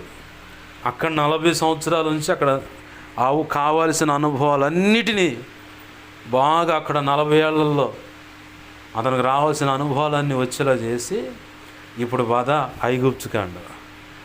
అయ్యో నేను నోటి మాంద్యం, నా వల్ల కాదు, నేను నచ్చోడినయ్యా అంటే నేను ఉన్నాను కదా, నా వల్ల కాదు ఇంకోటి చూసుకోండి. కాదు నువ్వే కావాలని. నా వల్ల కాదు ఇంకోటి చూసుకుంటే కాదు నువ్వే కావాలండి. సరే నువ్వు అంతగా భయపడుతున్నావు కాబట్టి మీ అన్న నీకు నోరుగా ఉంటాడు. నీ మాట మీ అన్నకు అర్థమైందిగా. మీ అన్నకు నువ్వు చెప్పు, ఫరోకే నువ్వు యెహోవావి, నీకు నేను దేవుడును, అహరోనుకు నువ్వు దేవుడిగా ఉంటావు. ఇది కథ అల్లాడు అక్కడ దేవుడు. ఇలా ఉంటుంది, వెళ్ళు, నీకెందుకు నేను చూసుకుంటాను. కుదరదాను, నేను చెబుతున్నాక పోవయ్యావని చెప్పాడు. పోనంటే ఆ సత్రం దగ్గర జాగు చేస్తుండంట. దేవుడే వచ్చి చంపటానికి నిలబడ్డాడు. రాసి ఉంటుంది ఆ మాట. నిర్గమాకాండం 4వ అధ్యాయంలో అట్టుకుంటే ఆ మాట ఉంది. మోషే సత్రంలో జాగు చేస్తుంటే యెహోవాయే అతను చంపటానికి వెళ్ళాడు. ఆ చంపటానికి వెళ్ళినప్పుడు భార్య గుర్తెరిగింది. వెంటనే టక టక టక పిల్లలకు కానీ ఈయనకు కానీ సున్నతనే క్రమాన్ని జరిగించింది. ఆ దెబ్బతో ఉగ్రత ఆగింది. నీకు దండం పెడుతున్నాయా, మేము వెళ్తాం అని చెప్పని అప్పుడు బయలుదేరాడు. మోషేని ఐగుప్తులో 10 అద్భుతాలు చేసే సమయంలో మోషే పరిస్థితి ఏంది? దేవుడి దగ్గర మొరపెడుతూ ఉంటాడు. మోషే, ఇప్పుడు ఫరో దగ్గరికి వెళ్ళి నా ప్రజలు నన్ను సేవించుటకు మేము వెళ్ళవలసిన స్థలం ఒకటి ఉంది, వాళ్ళని పంపించని అడుగుపోయాడు. పంపించిపో అని అడుగు అని చెప్పనగానే పంపించని అడగగానే పోతడు. పంపించని అడుగు అనగానే పోతడు ఫరో ఎదుటికి. నా ప్రజలను నన్ను సేవించినట్లుగా నా ప్రజలందరినీ పంపించు, కలిగిన సమస్తంతో సహా మేము కదలాల, మా దేవుడికి ఇష్టమైన పని అది, నువ్వు పంపించు అంటే ఇంకోసారి వస్తే చంపేస్తాను. ఎట్లుంటుంది మోసే పని? ఈయనొక్క అవకాశం ఇస్తే ప్రభా ఒక్క దెబ్బతో లేపేస్తా, ఇడిసికెత్తుండ ప్రభా అని చెప్పాను అనుకోవాలి మోసే కానీ అహరోను కానీ. ఎందుకంటే ముక్కోపి ఒక్క దెబ్బతోనే ఒకరిని చంపి బూడిచిపెట్టిపోయినాడంటే ఒక్క గుద్దు. ఐగుప్తు యొక్క సకల విద్యలు యుద్ధ అభ్యాసము అంతా కూడా ఎరిగినవాడు మోషే. ఐగుప్తులో ఎవడు ఎలా యుద్ధం చేస్తాడు, ఎవడు ఎలా నడుచుకుంటాడు, అక్కడ కలిగిన సకల విద్యాబుద్ధులు నేర్చుకున్నాడు ఆయన. అన్నీ తెలిసినోడికి ఎదుట అవతలోడు జూనియర్ అయ్యే కథలేస్తూ ఉంటే ఎలా ఉంటుంది? వా అని చెప్పని బిర్రుగా గుప్పెళ్ళు బిగబట్టి అని చెప్పని వెళ్ళిపోతున్నట్టు మన పరిస్థితి. మోషే కూడా అంతే. 10 అద్భుతాలు చేసేంత వరకు ఇటు మోషేని ట్యూన్ చేస్తున్నాడు, అటు ఫరోని సరిచేస్తున్నాడు. ఇటు మోషేని ట్యూన్ చేస్తున్నాడు, అటు ఫరోని హృదయాన్ని కఠినపరుస్తున్నాడు. ఇటు మోషేని ట్యూన్ చేస్తున్నాడు, ఇజ్రాయెల్ ప్రజల మనస్తత్వాలు ఏంటిది చూస్తున్నాడు. ఇటు మోషేని ట్యూన్ చేస్తున్నాడు. ఎందుకు? అరణ్య యాత్ర ఇంకా 40 ఏళ్ళు ఉంది. 7 ఉంటే మహా ఉంటే 10 రోజులే ఈ ఐగుప్తులో అనుకుందాం. ముందున్న యాత్ర ఎంత? 40 సంవత్సరాలు. ఈ 40 సంవత్సరాల్లో వీళ్ళ వ్యక్తిత్వాలు ఎలా ఉంటాయో ఈయనకు తెలియాలి ముందు. మోషేకి తెలిస్తేనేగా, తెలియకపోతే అట్ట 40 ఏళ్ళు దూరం అయ్యిండు. ఈ 40 ఏళ్ళలో ఎవరు బ్రతుకులు ఎవరి పరిస్థితులు ఎలా ఉన్నాయి అర్థం కావాలిగా. అర్థం కావడానికే ఈయన ట్యూన్ చేస్తుండో అక్కడ ఫరో హృదయాన్ని కఠినపరుస్తుండు. అహరోనుకు కూడా విసుగొచ్చి ఉండాలి. ఏందిరా అబ్బాయి తమ్ముడు, ఏందిరి ఇది, వాడేందిరా ఆ మాట అంటాడు, నువ్వేంద్ర మెలకుండొచ్చు, ఒక్క అవకాశం దేవుడు ఇచ్చేనా ఎట్ట కూడా ఉండొచ్చు డైలాగులు. కానీ దేవుని యొక్క నామ ఘనత కొరకు ఓర్చుకున్నాడు కాబట్టి అక్కడ 10 అద్భుతాలు జరిగాయి. ఆ ఓర్చుకోవటం సరిచేయబట్టాన్ని బట్టే ఎర్ర సముద్రం దగ్గరకు వచ్చినప్పుడు ఫరో తరుముకుంటూ వస్తుంటే ఏంది వీళ్ళంతా సణుగుతూ ఉంటే ఏంది ప్రభు అండి. తిరగబడవచ్చు మోషే, కానీ ఏంది ప్రభు నాకెళ్ళి చూస్తావేంది, నీ చేతులు ఏముందండి, కర్ర ప్రభు, ఏం సముద్రం వైపు జాపు, మిగతా నేను చూసుకుంటా జాపండి. అప్పుడు దాకున్న దేవుడు ముందున్న ఆయన అగ్నిస్తంభంగా వెనక్కిపోయి ఫరోకి ఇజ్రాయెల్ మధ్యలో అగ్నిస్తంభంగా నిలబడ్డాడు. ఆ అగ్నిస్తంభం వాళ్ళ దగ్గరకు రానియకుండా చేసింది. ఎంత ప్రయత్నం చేసినా యుద్ధం సలుపుతున్నారు కానీ గుర్రాల యొక్క రథాల మేకులు ఊడిపడ్డాయి, చక్రాలు ఎడిపోయి కష్టతరంగా ఆ రథాలు దోలుతూ ఉన్నారు, యుద్ధం సలుపుతూనే ఉన్నారు. కానీ ఇజ్రాయెల్ ప్రజలను సమీపించలేకపోయారు. చివరికి దేవుడు 6 నెలల ఇజ్రాయెల్ ప్రజలను అవతలకు దాటించాడు. ఫరో సైన్యం మొత్తాన్ని నడి సముద్రంలో రానిచ్చి అటు ఇటు 2 వైపులు మూసేశాడు. ఇక ఎడిపోతారు మొత్తం ఆ సముద్రంలో నీట మునిగి చచ్చారు. ప్రతి అనుభవం, ఎందుకంటే నిన్ను రానున్న దినాల్లో ఇంకా గడ్డు సమస్యనా నువ్వు ఎటు వెళ్లకుండా ఆయన మీద ఆనుకోవటానికే కొన్ని అనుభవాలు ఎక్కడి నుంచి ట్యూన్ చేస్తూ ఉంటాడు. కొన్ని నష్టాలు చూపించిన తిరిగి మళ్ళీ ఆ నష్టాన్ని పూడుస్తాడు. యోసేపు జీవితంలో కొన్ని నష్టాలు జరిగాయి, చాలా వేదన పడ్డాడు, తన అనేవాళ్ళ ద్వారా వేదన పడ్డాడు. కానీ ఫరో సమాజంలో అక్కడ ఒక అమ్మాయిని దేవుడు నిర్ణయించాడు. ఆమె ద్వారా అతను నెమ్మది పొందాడు. పిల్లలను కూడా కానీ వాళ్ళకి ఇదిగో నా నిన్నంతా తొలగించి నాకు నెమ్మది కలుగు చేసిన వాడు ఫలానా అని చెప్పని మొదటి కుమారుడికి ఒక పేరు పెట్టుకోండి. ప్రతి అనుభవం కూడా, ప్రతి గాయం కూడా, ఎదురవుతున్న ప్రతి నష్టం కానీ, ఇరుకు ఇబ్బంది, సమస్య కానీ ఖచ్చితంగా ప్రభు న్యాయమైన కారణాన్ని చూపిస్తాడు, అన్యాయమైన చూపించడు. దేవుని చేత విమోచింపబడిన మనము ఆటలు ఆడితే మాత్రం ఖచ్చితంగా కోటింగ్ ఉంటుంది. ఆయన మళ్ళీ మనసు తిప్పుకుంటాడంటే ఇక అది ఆయన ఇష్టం. మనసు తిప్పుకొని నన్ను కనికరిస్తాడా, క్షమిస్తాడా, లేదంటే ఇక అసలు ఒక వ్యక్తిని లేదా ఒక కుటుంబాన్ని అలా చేయటం వల్ల ఇంకొకడికి బుద్ధి వచ్చేలాగా అని చెప్పని ఆయన నిర్ణయించుకున్నాడా, ఇక అది ఫైనల్, ఇక అది మారదు. నిలువెత్తు నిదర్శనం మా కుటుంబాన్ని చూసుకోవచ్చు. దైవజనుడు తిట్టినందుకు, దేవుని రక్తంలో కడగబడిన వారిని తిట్టినందుకు మా కుటుంబం శపించబడింది. 20 సంవత్సరాల పైచులకు ఆ శాపాన్ని అనుభవించాం. ఒక్కడు లేడు, చివరికి మిగిలింది నేను ఒక్కడే. అది కూడా ఆయన రక్తంలో కడగబడ్డాం కాబట్టి. మా తమ్ముళ్ళైనా, మా చిన్నతాతయ్య పిల్లలైనా, ఆయనకి 2 కొడుకులు. ఆ 2 కొడుకులు వారసత్వాన్ని చూస్తారుగా. ఆ 2 కొడుకుల్లో పెద్ద ఆయన చనిపోయాడు, చిన్న ఆయన చనిపోయాడు. వాళ్ళ కడుపును పుట్టిన 2 పిల్లల్లో ఇప్పుడు ఒక్కటే రక్షణ లేకుండా ఉంది. మిగతా చిన్న బాబాయ్ పిల్లలు 2 రక్షణ పొందారు. పెద్ద బాబాయ్ పెద్ద కొడుకు నాకంటే ముందుగా సేవలో ఉండు, వేరే రాష్ట్రంలో సేవ చేస్తూ ఉండు. రక్షించుకున్నాడు, సరిచేశాడు. ఇప్పుడు మమ్మల్ని అడిగితే మేమేం చెబుతాం? ఒకప్పుడు మా పెద్దలు ఇలా చేశారు, కానీ మమ్మల్ని ఆ శాపానికి అప్పచెప్పకుండా మమ్మల్ని ఇలా తీసుకొచ్చాడని. నష్టమైతే వాళ్ళు ఖచ్చితంగా కన్ఫామ్గా కోటింగ్ ఇచ్చేసాడు, వాళ్ళని తీసేసుకున్నాడు. కానీ తర్వాత తరంలో నుంచి దేవుడు అనుకున్న పనిని జరిగించుకోవటానికి నీకు అది కూడా అవకాశం లేదా? ఇక హల్లెలూయా స్తోత్రం, ఆమె చేయగలిగేది ఏం లేదు. ఇక్కడ ప్రభు చెప్తున్న మాట లేఖనంలో కృతజ్ఞతాస్తుతులు చెప్పాల్సిన వాళ్ళు ఎవరంటే మొదటిగా ఆయన చేత విమోచింపబడిన వాళ్ళు. ఆ తర్వాత ఎవరున్నారు అక్కడ చూడు. 107వ కీర్తన 9వ వచనంలో, ఆ 9వ వచనం పై భాగంలో మొదటిగా విమోచింపబడిన వారు కృతజ్ఞతాస్తుతులు చెల్లిస్తారట. ఆయన కృపా సత్యము కృప నిత్యముండునని కూడా పలుకుతారట. ఎవరైనా మొదటిగా దేవుని చేత విమోచింపబడినవాడు. తర్వాత విరోధుల చేతిలో నుండి ఆయన విమోచించిన వారు. ఒకవేళ నీ జీవితంలో ఎవరైనా పగవారు ఉన్నారా? పగవారు ఉన్న దాన్ని బట్టి కూడా మొరపెట్టినప్పుడు నువ్వు విడుదల పొంది ఉంటావు. వాళ్ళు కూడా కృతజ్ఞతాస్తుతులు చెల్లిస్తారు. ఆయన కృప నిత్యముండును అంటారు. ఆ తర్వాత అంటారు, తూర్పు నుండి పడమటి నుండి ఉత్తరము దక్షిణము నానా దేశం నుండి ఆయన పోగు చేసిన వారు కూడా ఆ మాట పలుకుతారట.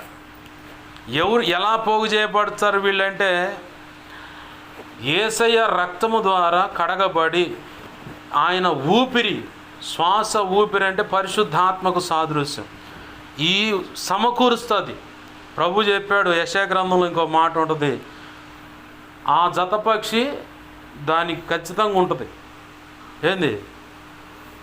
సూత్రం వెంబడి సూత్రం అనే ఒక మాట ఉంటుంది. ఈ జతపక్షి ఇంకోటి ఎక్కడ ఉంటుంది అంటే, సేమ్ ఇప్పుడు మనం చదువుకున్న లేఖన భాగం మరొక చోట ఇంకెక్కడో ఉంటుంది బైబిల్లో. దాన్నే జతపక్షి అంటారు, దాన్నే సూత్రం వెంబడి సూత్రం అంటారు. యెషయా గ్రంథంలో ఈ 2 మాటలు ఉన్నాయి. ఏంది? ఆ మాట చెబుతా అక్కడ ప్రభు అంటాడు, యెహోవా ఊపిరి చేత ఇవన్నీ ఒక చోటకు పోగేయబడినాడు. ఇప్పుడు విమోచింపబడిన వారు వీళ్ళ జీవితాల్లో జరిగిన అనుభవాలను బట్టి వీళ్ళే కాకుండా వీళ్ళ చుట్టూ ఎదురైన అనుభవాలు ఎవరో ఒకరు వింటారు కదా, వాళ్ళట తూర్పు నుండి పడమటి నుండి ఉత్తరము దక్షిణము నుండి నానా దేశం నుండి కూడా ఆయన పోగు చేసిన వారు ఆ మాట పలుకుతారు. ఏ మాట? యెహోవా దయాళుడు, ఆయనకు కృతజ్ఞతాస్తుతులు చెల్లించుడు, ఆయన కృప నిత్యం ఉండును అన్న మాట అలా అంటారట. అలాగనే వారు అరణ్యమందలి ఎడారి త్రోవను తిరుగులాడుచుండిరి, నివాసపురం ఏది లేదు. అంటే కనీసం ఒక దారి చూసుకుందామన్నా కానీ ఏ మార్గం కూడా కనపడచలే వాళ్ళకి. తర్వాత ఆకలి దప్పుల చేత వారి ప్రాణము వారిలో సొమ్మసిల్లెను. ఆకలి దప్పులే కాదు, ఎన్నో రకాల ప్రయత్నాలు చేసి ఉంటాం, కానీ ప్రయత్నాలన్నీ విఫలమైపోయి ఇంకెందుకు బ్రతకటం, చనిపోతే బాగుండు అన్నది కూడా సొమ్మసిల్లిన పరిస్థితి. ప్రాణం పోయేంతగా వేదన వస్తుంది. ఒక సమస్యలో పరిష్కారం దొరకకపోతే, అప్పుల నుంచి విడిపించబడకపోతే, అనారోగ్యం నుంచి విడుదల పొంది స్వస్థత పొందకపోతే, కుటుంబంలో సమస్యలు ఒక ఒడ్డుకు రాకపోతే, భార్య వల్ల సమస్య, భర్త వల్ల సమస్య, కడుపును పుట్టిన బిడ్డలే దారి తప్పిపోయిన పరిస్థితి అయితే, వాళ్ళే మాట వినకుండా విచ్చలవిడిగా పాపంలో బ్రతుకుతూ ఉంటే, రక్షణ పొంది కూడా భక్తి సాధన సరిగ్గా చేయని బిడ్డలను బట్టి సేవకులు కూడా వేదన చెందుతూ ఉంటారు. సొమ్మసిల్లిన పరిస్థితి. అదే మాట పాటలో రాయడానికి ప్రభు కృపనిచ్చాడు. ప్రాణం పోయేంతగా వేదన కలిగి, అప్పుడు ఎలా ఉంటుంది, జుమ్మని లాగుతున్నట్టు ఉంటుంది. అయిపోయింది, నా ప్రాణం అంతా పోతుంది అనుకుంటాం. కానీ అట్లాంటి పరిస్థితిని సొమ్మసిల్లుట, ఇక నీరసంతో పడిపోయినట్టుగా సొమ్మసిల్లుట. ఎన్నో ప్రయత్నాలు, ఎన్నో సమస్యల విషయంలో ప్రయత్నాలు చేసి ఉంటాం, కానీ సమాధానం దొరక్క అల్లాడిపోతుంది సందర్భం. ఇంకో మాట అంటాడు 6వ వచనంలో, కష్టకాలం ముందు యెహోవాకు మొరపెట్టిరి, ఆయన వారి ఆపదలలో నుండి వారిని విడిపించెను. వారొక నివాసపురము చేరునట్లు చక్కని త్రోవను ఆయన వారిని నడిపించెను. ఆయన కృపను బట్టి నరులకు ఆయన చెయ్యు ఆశ్చర్య కార్యమును బట్టి వారు యెహోవాకు కృతజ్ఞతాస్తుతులు చెల్లించుదురుగాక. ఆమేన్. నా జీవితాల్లో ఎదురవుతున్న ప్రతి పరిస్థితిలో, ఒకవేళ ఎన్నో ప్రయత్నాలు ఇప్పటి వరకు నువ్వు చేస్తుంటావు, దేవుని సంకల్పంలో ఉండి దేవుడు చెప్పినట్లు అడుగులు వేస్తున్న వ్యక్తులతో దేవుడు మాట్లాడుతున్న మాట ఇది. నీవు ఎన్నో ప్రయత్నాలు చేస్తుంటావు ప్రతి విషయంలో. వివాహ విషయంలో ప్రయత్నం చేసి ఉండొచ్చు, భార్య విషయంలో మాట వినకుండా తిరుగుతున్న దాన్ని బట్టి ఎన్నో ప్రయత్నాలు ప్రార్థనలో చేసి ఉండొచ్చు.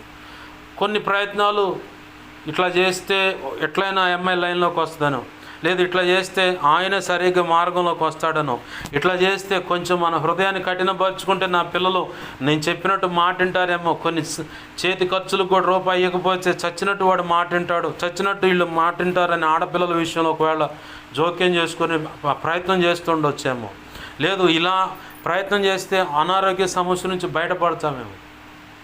అనారోగ్య సమస్య అంటే బాగా గుర్తొచ్చింది. మా అమ్మ ఇక్కడ ఈ సరిగా కిడ్నీలో నొప్పులు అయితే అమృతాంజన్ రాయబ్బా అంది. నేను రాయను అన్న. ప్రేయర్ ఆయిల్ రాయను, నేను రాయను అన్న. ఎందుకు అంత కఠినంగా మాట్లాడుతున్నావు, దేవుడు సేవ చేస్తున్నావు, ఇదేనా నీకు నేర్పింది దేవుడు అండి. నేనన్నా తలనొప్పికి కాలుకు రాచే కుదరదమ్మా, అది కిడ్నీలో నొప్పి, ఇన్ఫెక్షన్ ఉన్నా రాళ్ళున్నా నొప్పి వస్తుందమ్మా. 40 రోజులు కుర్చీలో పడుకొని ఒక్క మందు కూడా వేసుకోకుండా నేను దేవుణ్ణి అడిగా, గవర్నమెంట్ హాస్పిటల్కి పోవడానికి కూడా నా చేతిలో రూపాయి లేదు ప్రభువా, నన్ను ఏం చేయమంటావు, ఈ నొప్పి నుంచి నన్ను విడిపించంటే ఆ నొప్పితో అంతే ఉండు అండు. ఆ నొప్పితో అంతే ఉండు అండు. సరే ప్రభు అని చెప్పి అంతే 40 రోజులు ఉన్నా. 40 రోజుల తర్వాత జానన్న వచ్చింది. అన్నా ఇలా ఉంటుంది ఇది పరిస్థితి అంటే, నాకు ముందే చెప్పొచ్చుగా పాస్టర్ గారు, మొన్న కలిసినప్పుడు దానికి సంబంధించి ఒక ఆకు ఉంది, నేను తెస్తా ఉండు, పప్పులో పెట్టుకో లేదా మామూలుగానే వండుకొని తిను, 2 రోజులు రిజల్ట్స్ కనపడతాడు. సరే తేన్నా అని చెప్పని తీసుకొస్తే ఆ ఆకు తెచ్చి పప్పులో తోటకూర పప్పులాగా గోంగూర పప్పులాగా వండుకొని తిన్న తర్వాత 2వ రోజుకి నొప్పి లేదు. దేవునికి మహిమ కలుగును. హల్లెలూయా. నేను ఇలా అనుభవించున్నాను. ఆకు నువ్వు కూడా నాకు తీసుకొచ్చి అచ్చంగా తోటకూర చేసి పెట్టినట్టు పెట్టావు, తిన్నా. నేను ఆ ఆకు తెచ్చుకొని తినమంటే నువ్వు ఎందుకు తినట్లేదు అన్నా. నేను నా విశ్వాసం నువ్వు రాయడదు, నేను రాయనన్నా. నువ్వు నా గుంటూరు పోయేస్తామంటే మేరకపూడి ఊరు దాటిన తర్వాత కొద్దిగా ఆపోయి మంచిని తాగుతాను. కరెక్ట్గా ఆ చెట్టు సరిగా దేవుడు ఆపిన బండి. అరే నేను ఇదిగు ఆకు అండి. ఏం చేస్తావు, తింటావా, కోసుకొచ్చుకుంటావా? కోసుకొచ్చుకుంటా. ఆ చెట్టు ఉంది బాగా పెద్దది, ఆ పాది పట్టుకొని తీసుకురా. అట్నే బీగింది తెచ్చి శుభ్రంగా ఆకు ఒలుచుకొని ఆ రోజు తినలేదు. తెల్లారి వండుకొని తినలేదు. ఇప్పుడు మెలకుండా పడుకోండి. కొన్ని రూపాయి ఖర్చు లేకుండా పనులు అవుతాయి. ఇప్పుడు ఇదేమో ఆకు ఒక సూత్రం ఉంది. కొన్ని రోగాలు ఎలా ఉంటాయంటే దేవుడు చెప్పిన మాట వినకపోతే వస్తాయి. కొన్ని దానికి దేవుడు మాటకు లోబడితే ఆ రోగాలు పోతాయి. కొన్ని ఏమో దేవుడు అక్కడ నిలబడంటే అక్కడ నిలబడితే ఆ సమస్యలు ఆ రోగాలు ఉండవు. కొన్ని ఏమో దేవుడికి వ్యతిరేకంగా అడుగులేస్తూ ఉంటే పడతా ఉంటాయి పెడదెబ్బలు. దాచేపల్లిలో ఉన్న అక్క కూతురు చిన్నమ్మాయి ఒకరోజు ఎందుకు దేవుడు ప్రేరేపిస్తే వెళ్ళా. మా టిక్టాక్లు ఇన్స్టాగ్రామ్లు ఇవి చేస్తున్నావు, నీ అందాన్ని చూసి మురిసిపోతున్నట్టున్నావు, అదేమంటే మై లార్డ్ ఫలానా అని చెప్పి అంటున్నావు. ఇది కరెక్ట్ కాదమ్మా, రక్షణ పొందిన తల్లి నువ్వు పిల్లవే, ఇది కరెక్ట్ కాదు. దేవుడు నాకు చెప్పిన మాట నీకు చెప్పాలి కాబట్టి చెబుతున్నా. ఇదే పందా కనుక నడిస్తే అందాన్ని చూసి నువ్వు మురిసిపోతా, ఆహా ఊహా అని చెప్పని మురిసిపోతున్నావు అనుకో, ఖచ్చితంగా ఓవర్ బ్లీడ్ అనే రోగాన్ని అనుమతిస్తానన్నాడు దేవుడు.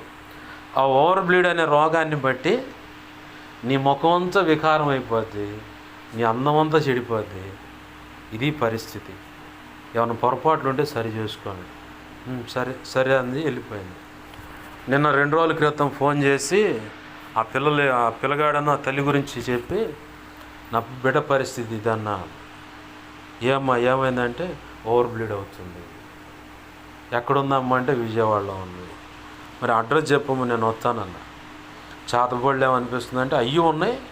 దేవునికి వ్యతిరేకంగా అడుగు వేసిన దాన్ని బట్టి, అందాన్ని చూసి మురిసిపోయిన దాన్ని బట్టి ఓవర్ బ్లీడ్ అనేది అనుభవించాడు. వాస్తవానికి ఆ కుటుంబంలో ఉన్న ఆ కుటుంబంతో దేవుని సంకల్పంలో ఉన్న కుటుంబం. ఒక ఆడపిల్లనేమో అన్యునికి ఇచ్చి చేశారు, రక్షణ పొందిన పిల్లని. ఇప్పుడు ఈ ఆడపిల్ల ఉంది, కొడుకు ఏమో మాట అనుకుని తిరుగుతుంది. సమస్యలు ఏంది? దేవుడు అనుమతించాడంటే ఖచ్చితంగా అది దానికి కారణం ఉంటుంది. అప్పుడు ఏం చేయాలి? ఆ రోగం తగ్గాలంటే ఆయన చెప్పినట్టు నిలబడితే చాలు. రూపాయి ఖర్చు ఉండదు, ఒక మాత్ర వేసుకునే పని కూడా ఉండదు. ఆయన చెప్పిన రీతిగా నిలబడితే చాలు. మా అక్కకు కూడా చెప్పా, అమ్మ నీకు స్వస్థత వస్తుంది, 4 పుస్తకాలు చదువమ్మా, 4 సువార్తలు చదువమ్మా. దైవజనుడు ఓఫిరే గారికి బాడీ మొత్తం క్యాన్సర్ వచ్చింది, కానీ దేవుడు చెప్పినట్టు నిలబడ్డాడు, దేవుడు చెప్పినట్లుగా అడుగులు వేశాడు. కాబట్టి ఏంది, 1 గంటలో బాత్రూంలోకి వెళ్ళి దేవునితో మాట్లాడి బయటకు వచ్చిండు. ఏమైందో తెలీదు, బాడీలో క్యాన్సర్ కణం అనేది లేదు. 15 రోజుల్లో చేస్తావు, క్యాన్సర్ ముదిరిపోయిందన్న ఆయన. అదే డాక్టర్ మళ్ళీ టెస్ట్ చేస్తే ఏమైంది, ఇట్లా దేవుడు నాతో మాట్లాడు. నిజంగా మీ దేవుడు సజీవుడయ్యా, దేవుడు చేసిన అద్భుతం తప్ప సామాన్యంగా అంత బాడీ మొత్తం ఉన్న క్యాన్సర్ 1 గంటలో ఇడిపోయింది. దేవుడు చెప్పినట్టు ఆయన నిలబడ్డాడు. కాబట్టి ఈరోజు శుభ్రంగా ఆ కీమోథెరపీ అని చెప్పని తల భాగంలో క్యాన్సర్ ఉందని దానికోసం ఇంజక్షన్లు చేశారు, 12 ఇంజక్షన్లు. ఇక ఇది తప్ప ఇంకేమి లేవు. ఆయన ఆ ఇంజక్షన్ చేసినప్పుడు జుట్టు అంతా పోయింది. చెప్పారు వాళ్ళు, కీమోథెరపీ చేస్తే మనిషి అంతా వీక్ అయిపోయి సన్నగా అవుతున్నాడు. ఆ డాక్టర్లు అదిరిపోయారు, నువ్వేందయ్యా కీమో ఇంజక్షన్ చేస్తే ఒళ్ళు వస్తుంది, నువ్వంతా రివర్స్లో ఉంటున్నావు ఏందా? అది దేవుడు ట్యూన్ లేదు, నీకు అర్థం కాదు. అందరూ కీమోథెరపీ చేస్తే సన్నగా అయిపోతారు. ఏంది, చుట్టు మొత్తం రాలిపోద్ది. జుట్టు మొత్తం అయితే రాలిపోయింది కదా, నువ్వే ఇంకా లావచ్చును, సన్నగా వచ్చినప్పుడు లావచ్చును ఏందబ్బా, ఏం సంగతి అని అంటే డాక్టర్. నా దేవుడు సృష్టిలే, నేను అంత తేలిక అర్థం కాలే నేను అని చెప్పాను అన్నాడు. ఆ 12 ఇంజక్షన్లు అయిపోయిన తర్వాత చిన్నగా మళ్ళీ మెల్లమెల్లగా జుట్టు వచ్చింది. ఇప్పుడు ప్రశాంతంగా కనపడుతుంది. ఆయన ఎప్పుడో పోతాడన్న ఆయన్ని దేవుడు నిలబెట్టాడు. ఆయన అనుకున్నట్లుగా ఆయన కట్టడిలో నిలబడ్డప్పుడు ఖచ్చితంగా దేవుడు కార్యం చేస్తాడు. నువ్వు ఏ సమస్యను ఎదుర్కో, ఆ సమస్య విషయంలో నువ్వు మొరపెట్టినప్పుడు ఖచ్చితంగా దేవుడు కార్యం చేస్తాడు. అలా మొరపెట్టారు కాబట్టి అక్కడ అన్నాడు, ఏలయనగా ఇప్పుడు ప్రసంగం మొదలైంది. ఆశ గల ప్రాణాన్ని ఆయన తృప్తిపరచి ఉన్నాడు. తృప్తిపరుస్తాడని లేదు, ఒకప్పుడు జరిగినట్టుగా లేదు, తృప్తిపరిచి ఉన్నాడు. అంటే అది జరిగిపోయినట్టుగా చెప్తున్నాడు. విశ్వసించామనుకో నీ జీవితంలో కూడా అది అక్షరాల నెరవేరుతుంది. అక్షరాల అది నెరవేరుతుంది.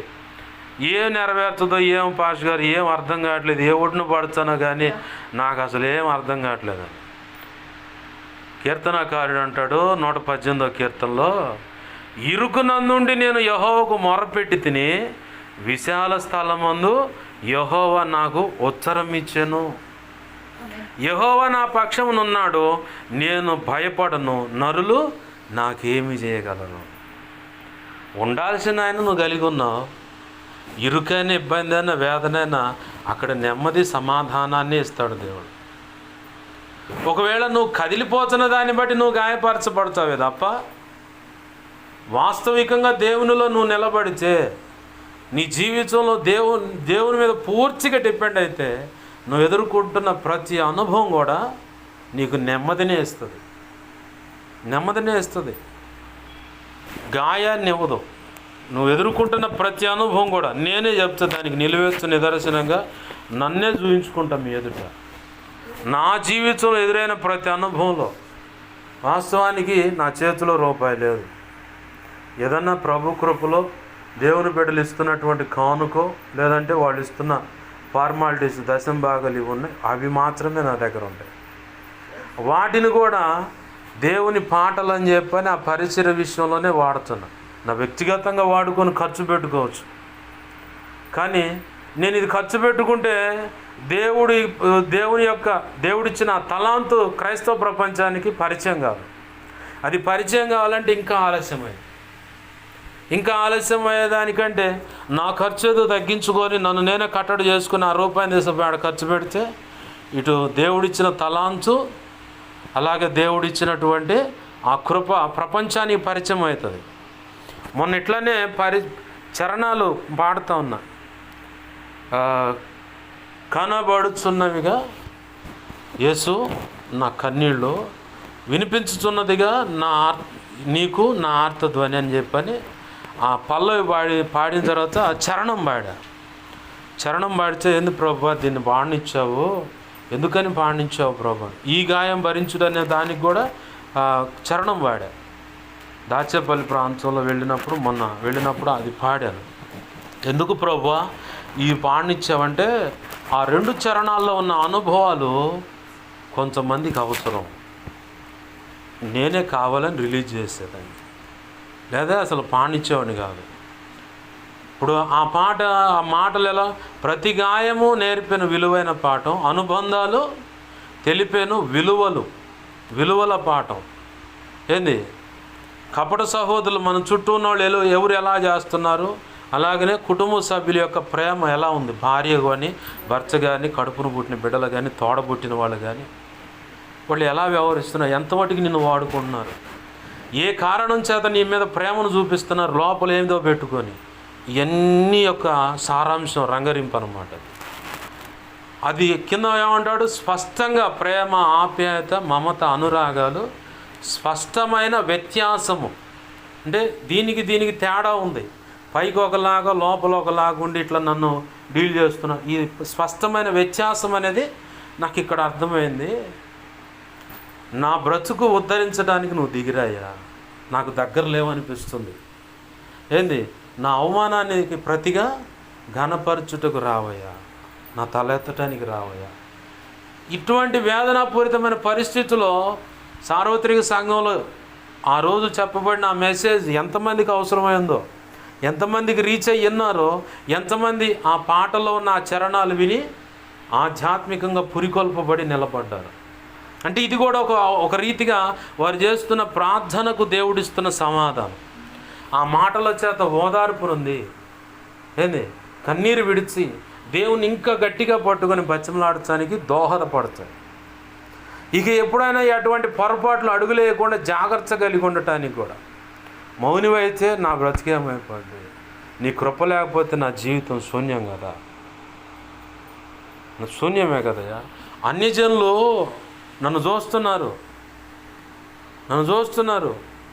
నేను ఈ చరణం రాయడానికి కారణం ఏంటంటే దాచేపల్లి నాకే అవును ఎన్నోసార్లు అడుగుంటారు, ఏమ్మా దేవుడు దేవుడు అని పోయావు. ఏం చేశాడు దేవుడు నీకు? ఏం చేశాడు దేవుడు? ఆడకు బాగుముందే బాగున్నావు కదా, అంతకుముందు అన్నీ ఉన్న ఇల్లు ఉంది, పిల్లలంతా ఒక రకంగా ఉన్నారు. ఆడకు పోయిన తర్వాత ఉన్న ఇల్లు పోయింది, ఇదంతా అయిపోయి ఇట్లా అయిపోయారు మీ పరిస్థితి.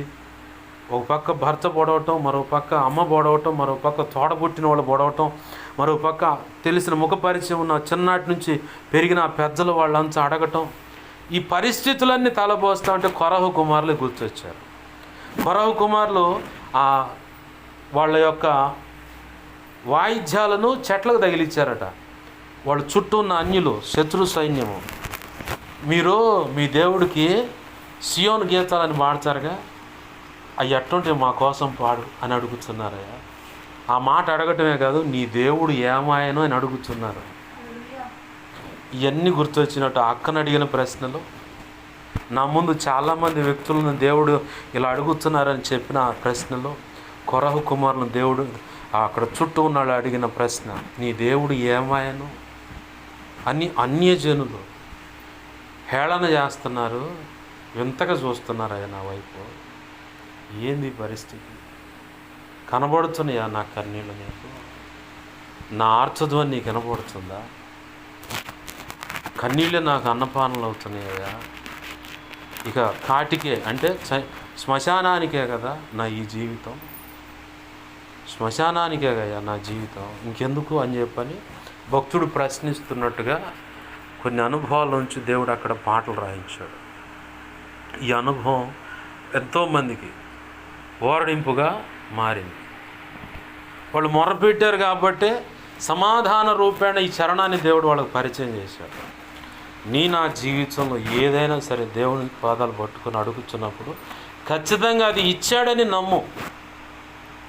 ఆశగల ప్రాణాన్ని తృప్తిపరిచే దేవుడు ఆయన. ఆశించిన దానికంటే ఇంకా గొప్పగా ఇచ్చేవాడు. నువ్వు ఆశించింది కొంచెమే, ఆయన ఇచ్చేది నీ ఊహలకు అందుంది. విశ్వాసంతో చూడు, విశ్వాసంతో. నీ జీవితంలో ఒకవేళ ఇప్పుడు ఇరుకు ఇబ్బంది కనపడవచ్చు, కానీ దేవుడు నీకు ఇచ్చిన మాట వైపు చూడు. దైవ చిత్తంలో ఉండి దేవుని కృప కోసం ఎదురు చూస్తా, ఎదురవుతున్న ఇరుకు ఇబ్బందులను బట్టి దేవుని వైపు చూస్తా. ఇదిగో నువ్వు మొరపెడుతున్నావు కదా, కన్నీరు విడుస్తున్నావు కదా, సేవ విషయంలో కూడా దైవ చిత్తంలోనే ఉండి సేవ విషయంలో మొరపెడుతున్నా సరే, నీకు కూడా దేవుడు చెప్పే శుభవార్త ఏంటంటే ఆశగల ప్రాణాన్ని తృప్తిపరిచి ఉన్నాడు ఆయన. విశ్వసించు. విశ్వాసాన్ని బట్టి నువ్వు ఏదైనా పొందగలుగుతావు. నువ్వు నమ్మిన దాన్ని బట్టి దేవుని కార్యాన్ని చూడగలుగుతావు. మరణకరమైన పరిస్థితికి దిక్కు దివాణం లేదు, దిక్కు మొక్కు లేదంటారు కదా, అదే పరిస్థితి నీది.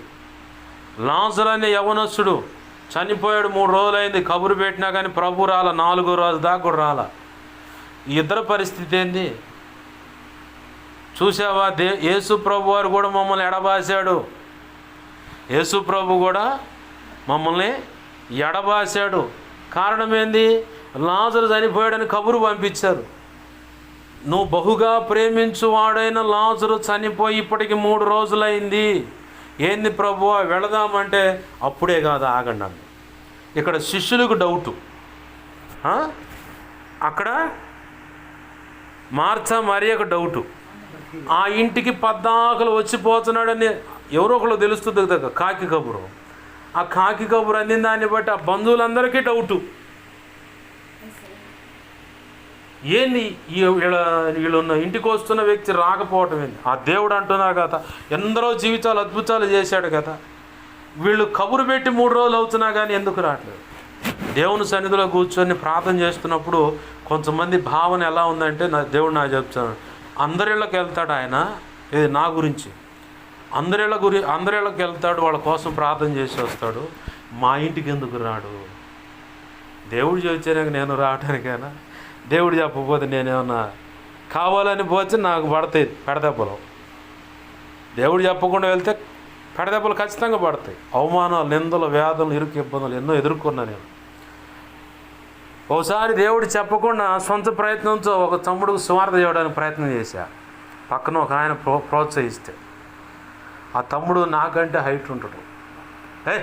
ముందు మీరు సరిగా ఉండండి బాగా చెబుతారు, 2 రోజులు ఉంటారు, తర్వాత మళ్ళీ లోకంలో కలుస్తారు. పెద్ద రక్షణ ఉంటుంది, చెప్పొచ్చారు.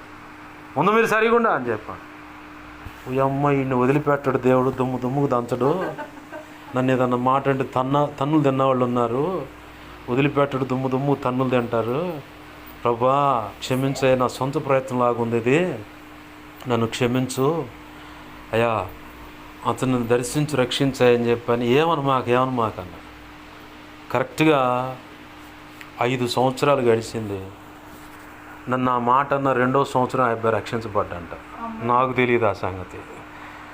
అతను వెళ్ళే మందిరంలో ఒకరోజు ఇట్లనే కూటాలు జరుగుతూ ఉంటే సేవకులుగా పోయాం. సేవకులు మట్టికి ఒక రూమ్లో కూర్చోటి భోజనాలు పెడుతుంటే అతనే వచ్చి నాకు భోజనం పరిచయం చేశాడు. దేవునికి మహిమ కలుగును గాక. హల్లెలూయా. తమ్ముడా రక్షణ పొందివా అన్న. ఓ ఎప్పుడో పోయిందేనన్నా, ఏడున్నిచ్చారు నన్ను, శాలేమన్నే బాప్తిస్మం ఇచ్చిందా. దేవా నీకు మహిమ. ఆ రోజు తొందరపడి నోరు జారితే వదిలిపెట్టలేదు, రక్షించావు ప్రభు.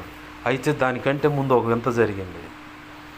1 సంవత్సరం గడిచిన తర్వాత ఏ వ్యక్తి పక్కనుంటే ఆ వ్యక్తికి సువార్త చెప్పడానికి ప్రయత్నం చేస్తే అవమానం ఎదుర్కొన్నానో అదే వ్యక్తి పక్కన పెట్టి వేరే వాళ్ళకి వాక్యం అందిస్తూ ఉంటే చేతులు కట్టుకొని వచ్చి మరి నిలబడి శ్రద్ధగా వింటా ఉండు. పక్కన వేరే అతను పిలుస్తుంటే ఇట్రా అంటే ఉండు, బాగుంది మ్యాటర్ బాగుంది అని చెప్పని చేతులు కట్టుకొని మరి వాక్యం ఎలాగ చేశాడు. ఆమేన్, హల్లెలూయా. అది ఆయన ప్రయత్నం అయితే ఇలా ఆశీర్వాదం ఉంటుంది. నా సొంత ప్రయత్నం అయితే అట్ట పెడగా వస్తుంది అనమాట. అప్పటి నుంచి ఒక తీర్మానం చేసుకున్నాను, అడవిలోకి పోయి దేవుని మాటలు చెప్పిరమ్మన్నా వాళ్ళ దగ్గర పోతా ప్రభా నువ్వు చెబితే. ఎందుకంటే అన్ని పరిస్థితులు అనుకూలంగా ఉంటాయి. అది నువ్వు వద్దన్నావా నేను ఆగిపోతా ప్రభా. కొంతమంది ఇలా అనుకుంటున్నారు, అబ్బాయి వాళ్ళందరూ ఇళ్ళకి పోతున్నా, మా ఇంటికి ఎందుకు రాడు, మేమేం పాపం చేసాం, మా ఇంటికి ఎందుకు రాడు ఆ దైవజనుడు అని చెప్పని ఇట్లా అనుకుంటున్నారంటే నేను అనుకున్న ప్రభు నా చేతిలో ఉందా, నువ్వు వెళ్ళమంటే నాకు ఏడకైనా వచ్చింది, అక్కడికి అడిగింది ఎందుకని అన్న, దేవుడు చెబితేనే వస్తావా లేకపోతే రావా, నీకు ఇంకా అర్థం కాలేదు అనుకొని ఇంకా అర్థం కాలేదు అమ్మ అనుకున్నా నేను. ప్రభునందు ప్రియమైన దేవునిలో గమనించండి, ఇక్కడ లాజరు విషయంలో కూడా ఆ మార్తా మరియలు కానీ బంధువులు కానీ ఈ శిష్యులు కూడా అనుకొని ఉండొచ్చు, ఏంది ప్రభు ఇంకా లేట్ చేస్తున్నాడని. చివరికి 4వ రోజు అంటున్నాడు యేసయ్య, ఇప్పుడు పోదాం రండి. శిష్యులకు స్టన్ అయి ఉండాలా, చచ్చిపోయి 3 రోజులు కాయలా పడ్డాడు అని చెప్పని 3 రోజుల క్రితం కాయలా పడ్డాడని కబురు వచ్చింది. చీర కట్ చేస్తే ఎలలోకి పోతేనే ఇప్పుడు చనిపోయి 4 రోజులైంది, 3వ రోజున భూస్థాపన చేశాము, ఇది 4వ రోజు అయ్యా అన్నారు. 4వ రోజు అయ్యా అన్నారు. ఆడకి వెళ్తే ఇక్కడ శిష్యులు ఇప్పుడు పోదాం పదండి, నిద్రపోతున్నాండి లేపుదాం. 3 రోజుల క్రితం కబురు వచ్చాను, ఇప్పుడు కాదు రేపు అన్నాడు. ఏంది దేవుడి యొక్క విచిత్రం అన్నమాట. 4వ రోజు వచ్చి వీళ్ళు అనుకుంటున్నారు అప్పటికే అయిపోయినది అంతా అని చెప్పని. 4వ రోజు అంటున్నాడు ప్రభు నిద్రపోతున్నాడు లేపుతానని. పక్కన ఒక శిష్యుడు అంటాడు, పునరుద్ధానం ముందు ఎట్టుకుని నిద్రలు ఎగుతాడు కయ్యా, దానికోసం అంటే సైలెంట్ అయ్యాడు దేవుడు. కొన్ని విషయాల్లో దేవుడు మనకు సమాధానం ఇస్తాడు, కొన్ని విషయాల్లో సమాధానం ఇవ్వడు. నా జీవితంలో ఎదురైన గాయాలను బట్టి కొన్ని సందర్భాల్లో మొన్న ఈ మధ్య కూడా దేవుడిని అడిగి ఏందయ్యా ఏందంటే సైలెంట్ అయిపోయాడు. నాకు ఒఫీరయ్య గారి జీవితంలో ఎదురైన అనుభవం నాకు గుర్తొచ్చింది. తన జీవితంలో భారీ విషయంలో ఎదురైన సందర్భాన్ని బట్టి ఆమె వదిలేసి వెళ్ళిపోతే దేవుడిని అడుగుతూ ఉన్నాడు, ఎందుకయ్యా నాకు ఎందుకు ఈ పరిస్థితి ఇచ్చావంటే మాట్లాడుతుందంట, సైలెంట్ అయిపోయాడు.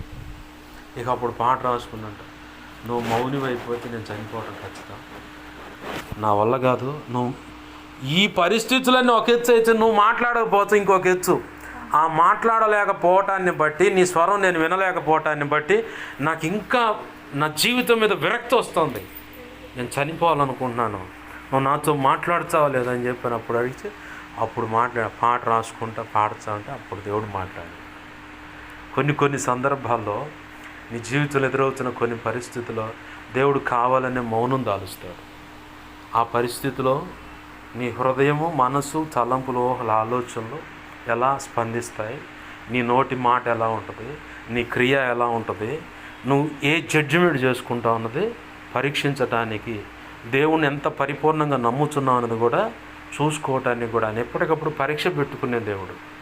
పరీక్ష ద్వారా ఇంకొక ఉన్నత మెట్టుకు ఎక్కిస్తాడు, ఉన్నతమైన కృపనిస్తాడు, అభిషేకం ఇస్తాడు, సామర్థ్యం ఇస్తాడు, వాక్ శక్తినిస్తాడు, వాక్య ప్రత్యక్షత, ఆత్మ ప్రత్యక్షతనిస్తాడు, ధారాళమైన ఆత్మ నడిపింపిస్తాడు. ఈ అనుభవాలంతా సారమంతా కలిపి ఒక్కరోజు సందేశం ఇస్తే ఒక్క దెబ్బతో అందరూ మారిపోతారు. ఆమేన్, హల్లెలూయా. వాళ్ళ హృదయాలు ఎలా ఉంటాయంటే పేతురు ప్రకటిస్తే హృదయాలు పొడవబడ్డాయట, పౌలు ప్రకటిస్తే లూదియ హృదయం తెరవబడితే కుటుంబం అంతా రక్షించబడింది. శ్రమలలో పౌలు శీలలో ఆరాధిస్తే చెరసాల అధికారి కుటుంబం అంతా రక్షించబడింది. ఒక సమయంలో దేవుడు నీతో మాట్లాడినప్పుడు నిన్ను విడిచిపెట్టాడని కాదు, నీతో లేడని కాదు, నీ ప్రార్థనకు సమాధానం ఇవ్వలేదంటే అసలు వదిలేశాడని కాదు. దైవ చిత్తంలో ఉండి నువ్వు అనుభవిస్తున్న శ్రమలను బట్టి దేవుడు ఒకవేళ నీకు ఏ రెస్పాండ్ ఇవ్వకపోతే నిన్ను వదిలిపెట్టాడు, అసలు లేదు అంతా అయిపోయింది అనుకోమని కాదు. ఆ స్థితిలో నువ్వు ఎలా ఉంటావు? నా మీద అనుకొని నన్నే వెంబడిస్తావా? ఆ కొద్ది గాయాన్ని బట్టి లేదా అవసరాన్ని బట్టి ఎంతటి జాలే సర్దుకుందాం అనుకుంటావా? ఇవి చూసుకుంటాడు. ఇక్కడ మార్తా మరియలు కూడా నిరీక్షణతో ప్రార్థన చేస్తూనే ఉన్నారు, కన్నీరు విడుస్తా. యేసు ప్రభు వారు వస్తాడు, ఖచ్చితంగా నా తమ్ముని లేవనెత్తుతాడు, వస్తాడు, ఖచ్చితంగా లేపుతాడు ఆయన అని చెప్పాడు. ఎప్పుడైతే ప్రభు వస్తున్నాడని కబురు అందిందో బరబర పరిగెత్తుకుంటూ వచ్చింది, ప్రభువా నువ్వు ఉన్నడితే నా తమ్ముడు బతికేవాడు కదా. మార్తా మరియా మీరు నమ్మట్లేదంటే, తమ్ముడు లెగుస్తాడంటే పునరుద్ధానం ముందు లెగుస్తాడయ్యా, అది మేము నమ్ముతాం. అదే నువ్వు పెందలాంటి మా దగ్గర ఉన్నాడితే నా తమ్ముడు బతికేవాడు కదా, ఆ పరిస్థితి వచ్చేది కదంటే నువ్వు నమ్మిన ఎడల దేవుని కార్యంని మహిమను చూచేదవు అన్నాడు.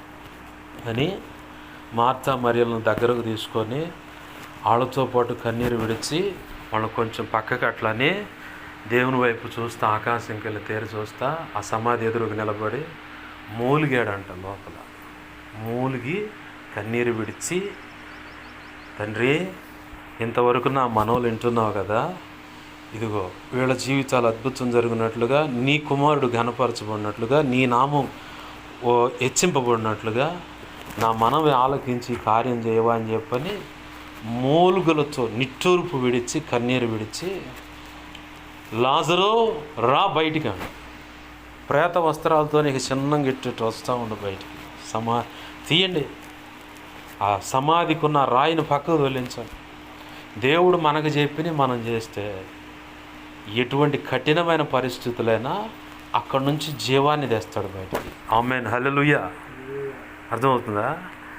మనము ఆ పని చేయకుండా ప్రభు నువ్వు చేయి అంటే పిచ్చిమోహమా, ముందు నీకు చెప్పిన పని చేయి, ఆ రాయినట్టు పక్కన నెట్టు. కానాను పెండ్లిలో దేవుడు ఏమన్నాడు? మరియమ్మ వచ్చి అంటది, మరియమ్మ వచ్చి అంటది, అబ్బాయి ద్రాక్షారసం అయిపోయిందిరా యేసు అని చెప్పానంటే, అంటే తల్లి స్వాతంత్రాన్ని బట్టి ఇలా మాట్లాడి ఉండొచ్చు, తప్పుగా మాట్లాడతలేదు. అబ్బాయి ఇది సంగతి అంటే, నా సమయం ఇంకా రాలేదుగా నీకెందుకమ్మా, శిష్యులతో చెబుతుందామా, ఆయన మీతో చెప్పింది చేయండి అని. అంటే చేస్తాడని నమ్మకం ఉంది, కానీ శిష్యులతో చెప్పాడు, ఆయన మీతో చెప్పింది చేయండి అని. వెంటనే యేసయ్య చెప్పినట్టుగా ఆ రాతి బాణలు శుభ్రం చేసి నీళ్లు పోశారు, పీకల కంట నీళ్లు పోశారు. ఇక విందు ప్రధానికి ముంచుకొని తెసపోయిండాను. ఏమైనా బలికిండా, ఏమైనా చేసిండా? ఆయన చెప్పింది చేసినప్పుడు కానాను పెండ్లి విందులో అద్భుతం జరిగింది. అదే మొట్టమొదటి అద్భుతం. ఆయన చెప్పినట్టు లాజరు సమాధి దగ్గర ఆ రాయినట్టు డొల్లించండి అన్నాడు, అటు పక్కకు నెట్టండి అన్నాడు. నెట్టారు కాబట్టి లాజరు బయటికి రానగల ప్రేత వస్త్రాలతో సజీవుడై, సైన్స్కి కూడా అందనటువంటి గొప్ప వింత అది. సేమ్ అలాంటి వింతే 4 రోజులప్పుడు జరగలేదు, కానీ 3వ రోజు భూస్థాపన కానీ నైజీరియా దేశంలో, సౌత్ ఆఫ్రికా దేశంలో ఆల్ఫ్ లూకా అనే ఒక దైవజనుడు ఆదివారం ఆరాధన, భూస్థాపన కూడా అదే రోజు. సంఘస్థులు పోయి భూస్థాపన కానీ స్నానం చేసి పెట్టెలో పెట్టి తెచ్చి ఆడ పెట్టారు మందిరంలో. కరెక్ట్గా ఇది చూడండి, ఈ డొక్కలు సరిగా అట్లా అండవు, చేతులు బాడీ మీద ఇట్లా పారజాపాడు, ఇట్లా పైకి కిందకి అన్నాడు. సేవకుడు పైకి కిందకి అన్నాడు. పైకి కింద కానీ 8 words లే పైకి అంటున్నాడు ఇంగ్లీష్లో. ఇతని భార్య వీళ్ళ తమ్ముళ్ళు ఎవరున్నారన్న, ముందుకు రాండి అన్న, ముందుకు రాండి అని చెప్పని 2-3 సార్లు అట్ట చేతులు పైకి కిందకు పారజాపి లే యేసు నామంలో చెబుతున్న పైకి లే అన్న. నోరు తెలిసి అంతే పైకి లేచాడు. సచ్చినోడు 3 రోజులైన చనిపోయి. సౌత్ ఆఫ్రికా దేశంలో ఆల్ఫ్ లూకా అనే దైవజనుడు. ఆ వీడియో నా దగ్గర ఉంది, చూపిస్తా. ఏంది లే అంటే 3 రోజులు లేచాడు. యేసు ప్రభు వారేమో భార్య అదిరిపోయి నేలకేసి కొట్టుకుంటాం తలకాయ. ఈ చచ్చినోడు పైకి లేవటం ఏందని. తమ్ముడు తల్లిదండ్రులు అందరూ అదిరిపోయారు. చచ్చినోడు పైకి లేచి కరెక్ట్గా 4 గంటల తర్వాత అన్ని పరిస్థితులు అవగతానికి వచ్చాయి. మీ ఆయన తీసుకొని పోయినాము. భూమి మీద జరిగిన అద్భుతం అది. ఇది 3 రోజులకి ఒక దైవజనుడు వాడుకొని జరిగిస్తే ఆయన 4 రోజులకి సైన్స్కి అందని పరిస్థితి అది. 4వ రోజుగా 3వ రోజుకే యాడు స్తంభించిపోతాయి. ఇక 3వ రోజుకే బాడీలోంచి డీకంపోజ్ అంటే చెడు వాసన రావటం. మెడిసిన్ వాడినాడు అయితే ఎక్కడెక్కడైతే రంధ్రాలు ఉన్నాయో దేహంలో ప్రతి రంధ్రంలో నుంచి చెడు వాటర్ బయటకు వస్తూ ఉంటుంది. విరోచనం ద్వారా నీకు అన్నీ ఎటువైపు నుంచి బాడీకి ద్వారాలు అంటే హోల్స్ ఉన్నాయో అటు నుంచి వచ్చేస్తాయి, చెడు నీరు వచ్చేస్తుంది 3వ రోజుకే. మరి 4వ రోజు అంటే దీని అర్థం ఏంటంటే అస్సలు అంతా అయిపోయింది అనుకున్నా, దైవ చిత్తంలో ఉండి నీవు అసలు అంతా అయిపోయింది అనుకున్నా ఆయన మీద అనుకుని ఆయన వైపు చూస్తే రాత్రి ఏం మాట్లాడే దేవుడు అది మస్తకి వృక్షం యొక్క మొద్దు నరికేస్తే యెషయా గ్రంథం 6వ అధ్యాయం చివరి వచ్చిన ఆ మొద్దు ఉన్న చెట్టు నరికేస్తే భూమిలో మొద్దు ఉంటుంది. ఆ మొద్దులో నుంచి చిగురు పుడుతుంది. అయిపోయింది అనుకున్న దాంట్లోంచి కూడా దేవుడు నాతో మాట్లాడింది, ఏంది ప్రభువా నీ ప్రణాళిక మొత్తం ఒక్క దెబ్బతో ఎగిరిపోయింది. మళ్ళీ నువ్వు నీ ప్రణాళిక అంతా సెట్ చేసుకోవాలంటే చాలా టైం పడుతుంది. దాని గురించి బాగా ఏడుస్తూ ఉన్నా నేను. ఈ ప్రణాళిక చాలా లేట్ అయిందంటే దేవుడు ఈ వాక్య భాగాన్ని నాకు చూపించాడు. మొద్దు నరకివేయబడతాం, దాని నుంచి చిగురు పడుతాం అంటే అంకురాలు వస్తాయి పక్కన పిలకలు. ఆ పిలకలో నుంచి నేను మళ్ళీ నిలబెట్టుకుంటానని ప్రభు అన్నాడు. అయిపోలేదు, ఏమీ అయిపోయింది అనుకుంటున్నావు కాబట్టి నీకు ఈ ఉదంతాన్ని చూపిస్తున్నా. అక్కడి నుంచి కూడా చిగురు పుడుతుంది. అంటే లాజరు విషయం కూడా అంతా అయిపోయింది అనుకున్నారు, కానీ అక్కడి నుంచి కూడా దేవుడి మీద ఆనుకున్న దాన్ని బట్టి నా ప్రభు నిలబెట్టి తల ఎత్తగలడు. నీ జీవితంలో కూడా ఏదైనా అయిపోయింది అనుకున్నావా? దైవ చిత్తంలో ఉండి ఇలాంటి వేదనలు ఇబ్బందులు ఎదుర్కొంటున్నావా? ఖచ్చితంగా నా ప్రభు ఆశపడ్డ ప్రాణాన్ని తృప్తిపరుస్తాడు. ఆకలి కొని ఉన్నావా? ఆధ్యాత్మికంగా భౌతికంగా కావలసిన సమృద్ధి అయిన ఆహారాన్ని, ఆత్మీయ ఆహారాన్ని కూడా ఇస్తాడు. ఆయనేం తక్కువ చేయడు. కాకపోతే నేను కరెక్ట్గా ఫౌండేషన్లో నిలబెట్టుకోవటానికి ఇప్పుడు మోగరాయి అయితే నిలబడుతుంది ఆ పునాదికి. ఎందుకని దాన్ని ఖచ్చితంగా షేప్ కొడతాడు, 4 అంచులు షేప్ కొడతాడు. మొద్దురాయి నువ్వు తీసుకొచ్చినా అది ఎక్కడైనా సిట్టింగ్లో కూర్చోకపోతే, ఎందుకంటే రాతితో 7 అడుగుల పునాది వేసాం మేము. భూమిలో నుంచి పైకి 7 అడుగుల పునాది రాతితోనే మా డాబా కట్టింది, పిల్లర్స్తో కాదు. 7 అడుగులు అనమాట. భూమిలోకి 4 అడుగులు, భూమి పైన 3 అడుగులు పునాది. 7 అడుగుల పునాదికి ఎంత రాయి తోలిమో మా నాన్న, నేను, మా అమ్మ, మా చెల్లి. ఎద్దల బండి, టైర్ బండి ఉండేది, పోయేవాళ్ళం పులోరమంట. తెల్లారి మళ్ళీ మేస్తులు వచ్చే సమయానికల్లా రాయి తోలి ఆడ పెట్టేవాళ్ళం. ఇసుక వాగులో పోయి గడ్డ ఇరిసి ఇసుకని అక్కడి నుంచే నీళ్ళు తడిసి ముద్ద అవుతాం టైర్ బండిలో వేసుకొని తీసుకొచ్చేవాళ్ళం. మళ్ళీ మేస్తులు రాగానే వాళ్ళకి జల్లెడ పెట్టి మేమే కూలిపోయిన వాళ్ళగా ఉండి అందించేవాడు. ఒక స్లాబుకే కంకరను 8 ఇసుక కొంది, ప్లాస్టింగ్కి మామూలుగా ఇసుకే వాగొడ్డు వచ్చే ఇసుకే. పొద్దున్నే నాన్నని మేము పోవడం, తెల్లారుజామున వెళ్ళిపోవడం, 2 బళ్ళు దోలకు రావటం, ఆ పూటకి జల్లెడేయటం, పని వాళ్ళకి అందియటం. అట్ట భయంకరం. నేను ఎంత 7-8 సంవత్సరాలు ఉన్నప్పుడే 90 కిలోల బండ నా నెత్తి మీద పెట్టి మొయ్యరా నా కుమారుడు అండు మా నాన్న. అసలు ఎంత ఏడ్చానో. అయినా సరే పోయి వేసా. పునాది ఎందుకు వేస్తారంటే నిలకడగా ఉండటానికి, కదిలిపోకుండా. కొన్ని సమస్యలైన, శోధనలైన, ఇరికి ఇబ్బందులైన దైవచిత్తంలో ఉన్న నీకు ఖచ్చితంగా అవి మేలుకే, నష్టానికైతే కాదు. ప్రభు ఈరోజు అంటున్నాడు, ఆశ కలిగిన ప్రాణాన్ని తృప్తిపరుచున్నాడు, ఆకలి కొనిన ప్రాణమును మేలుతో నింపి ఉన్నాడు. ఆకలి కొనటం అంటే తెలుసుగా మనకి, ఆధ్యాత్మిక ఆకలి ఉంది, భౌతికమైన ఆకలి ఉంది. దేవునికి చిత్తంలో భౌతికమైన ఆకలి ఎక్కడో చోట దొరుకుతుంది. ఆధ్యాత్మిక ఆకలి అంటే తొందరగా దొరకదు. స్పష్టంగా వివరించి వాక్యం అందించే ఆహారం ఎక్కడ దొరుకుతుంది? దొరికిన కాడ పోయి తింటూ తృప్తి పొందే వాళ్ళని చూస్తే స్థానిక సంఘ కాపర్లు కూడా వ్యసనాలు ఉంటాయి. నేను అది కూడా చూశాను. ఆశపడ్డావు, ఖచ్చితంగా ప్రభు దానికి తగ్గట్టుగా ఇస్తూ ఉన్నాడు కాదు, ఇచ్చాడు. ఆమేన్, హల్లెలూయా. ప్రార్థన చేసుకుందాం, దేవుణ్ణి అడుగుతాం. ప్రభువా, నా జీవితంలో ఎదురవుతున్న ప్రతి అనుభవాన్ని బట్టి ఎందుకని దేవుడు ఇలా చేస్తున్నాడు, ఎందుకని ఇలా అని చెప్పని నన్ను నేను ప్రశ్నించుకోవటం, నిన్ను కూడా ప్రశ్నించిన సందర్భాలు ఉన్నాయి. అయ్యా, ఇదిగో నీ మాట వినకుండా తిరిగితే, దేవా నీ మాటను తృణీకరిస్తే, నీ సంకల్పంలో నుంచి బయటికి వెళ్ళిపోతే ఎలాంటి పరిస్థితి ఎదుర్కోవాల్సి వస్తుందో చెప్పావు. ఇదిగో అది నష్టము ఇలా ఉంటుందని, ఇదిగో దేవుడు ఒక వ్యక్తిని శిక్షకు అనుమతించైనా సరే మిగతా వాళ్ళని సరిచేస్తాడని పరిశుద్ధ గ్రంథమే మాకు సాక్ష్యంగా దేవా రాసి ఇచ్చావు ప్రభువా. కొరింథీ పత్రిక సాక్ష్యం ఇస్తూ ఉంది, యుగాంతమందున్న మీకు బుద్ధి కలగటానికే ఇవన్నీ రాయబడ్డాయని చెప్పని పౌలు భక్తుడు రాశాడు. అననీయ సప్ఫీరలు సంఘంలో పాడు పని చేసినందుకు ఆ ఇద్దరిని చంపబట్టాన్ని బట్టి సంఘమంతా మిగుల భయపడి ఆశ్చర్యపడి అంతా ఒక సెటరేట్ అయిపోయింది, ఒక సరి చేయబడిందని చెప్పాను.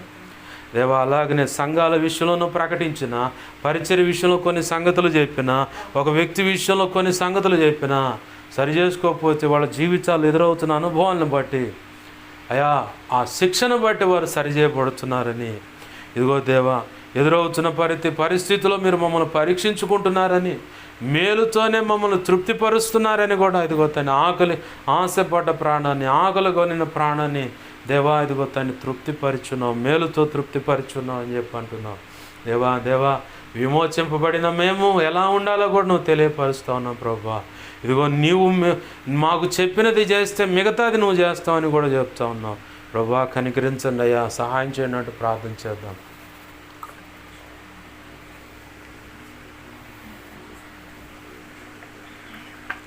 దేవా, నువ్వు చెప్పిన విషయం ఏదైనా చేయకుండా కాలయాపన చేస్తుంటే క్షమించండి అయ్యా.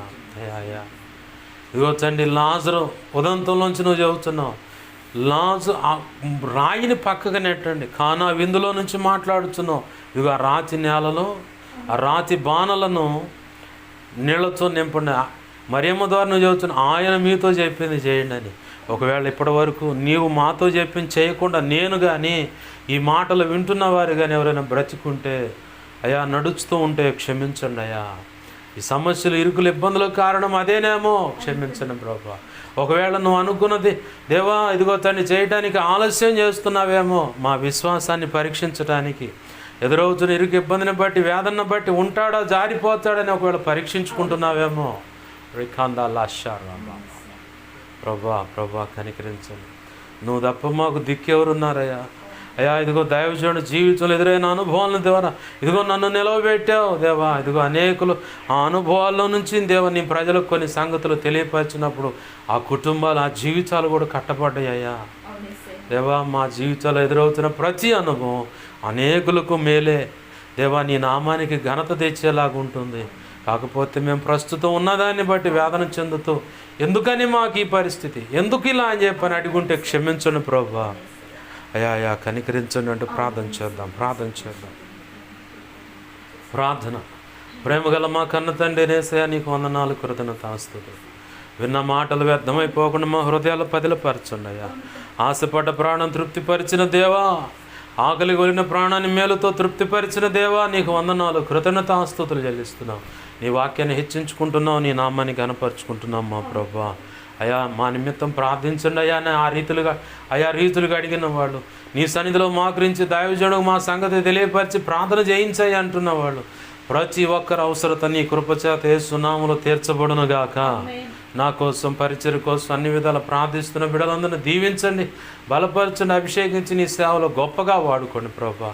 విన్న మాటలను బట్టి ఎవరైనా హృదయాలు కఠినపరుచుకుంటున్నట్లయితే వారిని క్షమించు, సరి చేసుకోవడానికి సహాయం చేయి ప్రభువా. నీ గొప్ప కార్యాలు జరిగించండి అయ్యా, నీకు వందనాలు స్తోత్రాలు చెల్లిస్తున్నాం. అలాగే ఇదిగో ప్రభువా అయా, మాకు మా మీద ఇంకెవరికైనా కళలో, నిద్రలో, దర్శన స్వప్నాలు చూపించబడ్డ సమస్త చీకటి శోధనుడి ప్రభువు నీ పాసలను పెడదాం ఏసునామములో. నీ మహాపునరుద్ధాన శక్తి వాటినోడి ప్రభువుని బంధిస్తున్నాం, లయపరుస్తున్నాం. బంధించి లయపరిచిన నీ కృతజ్ఞతాస్తుతులు అయ్యా, నీ కృతజ్ఞతాస్తుతులు అయ్యా. మాకు మా మీద ఇంకెవరికైనా కళలో, నిద్రలో, దర్శన స్వప్నాలు చూపించబడ్డ సమస్త మంచి కళ్ళ మంచి దర్శనం, మంచి స్వప్న నిద్రలో చూసి సమస్త మంచి యేసునామములో మహాపునరుద్ధాన శక్తి త్వరపెట్టావు జరుగునుగాక, నెరవేర్చబడును గాక. త్వరపెట్టావు జరిగేలా చేసి నెరవేర్చినందుకు నీ కృతజ్ఞతాస్తుతులు అయ్యా. కనికరించమని, నీ కార్యములు జరిగించమని, చేరి వచ్చిన బిడ్డల జీవితాలను ఆశీర్వదించు, కడుపును పుట్టిన బిడ్డల జీవితాలను ఆశీర్వదించు అయ్యా. జీవిత భాగస్వాములను ఆశీర్వదించు దేవ, రెక్కల కష్టార్జితాన్ని ఆశీర్వదించు. ఈ సమాజంలో ఉన్న దేవ సంఘ బిడ్డలను, ఈ సమాజాన్ని నీ చేతులకు అప్పజెబుతున్నాను, ఆశీర్వదించు. వారికి ఉన్న ఇరుకు ఇబ్బందులన్నీ యేసునామములో తొలగిపోవును గాక. చీకటి అంధకార శక్తుల మంత్ర ప్రయోగాల ప్రభావం ఉన్నట్టు యేసునామములో విడుదల కలుగును గాక. అనారోగ్య సమస్యల స్వస్థత కలుగును గాక. నీ నామ ఘనత కొరకే వ్యాధిని అనుమతించావా, నీ చిత్తము స్వస్థపరచు. మాట వినకపోతే వ్యాధిని అనుమతించావా, నీ చిత్తమైతే సరిచేసి నువ్వు అనుకున్న రీతిగా నువ్వు ఈరోజు చెప్తా ఉన్నావు. నువ్వు అనుకున్నట్టుగా నిలబడిచి ఆ రోగం ఉండదని, నువ్వు అనుకున్నట్టు నిలబడిచి ఆ ఇరుకు ఇబ్బంది ఏది ఉండదని చెబుతున్నావు ప్రభు. నువ్వు చెప్పింది చేస్తే ఆశీర్వాదం అని ప్రభు, అది గ్రహించి బిడలలో నువ్వు అనుకున్న రీతిగా అడుగులు వేయడానికి సహాయం చేయి. అన్ని విధాలు నడవటానికి కృపను దయచేయి. సమస్త విషయాలు తోడు నడిపించమని, నీవే సహాయం చేయమని, పాటల పరిచర్యలో ప్రభు కావాల్సిన ఆర్థిక సహాయం దయచేయండి ప్రభు. ఇదిగో ఈ సంవత్సరం మీరు సెలవిచ్చిన మాటలు నెరవేర్చండి ప్రభు, వాగ్దానాలు నెరవేర్చండి అయ్యా సహాయం చేయమని, సమస్త విషయాల్లో కృపానుగ్రహించమని, సమస్త కీడు తొలగించమని, అంధకార సమయంలో అంధకార గడియలో, గాఢంధకార సమయంలో గాఢంధకార గడియలో మేము కానీ, సంఘ బిడ్డలు కానీ, కుటుంబ సభ్యులు ఎవరు పడిపోకుండా నీ కృప చేత తప్పించి రక్షించి కాపాడయ్యా.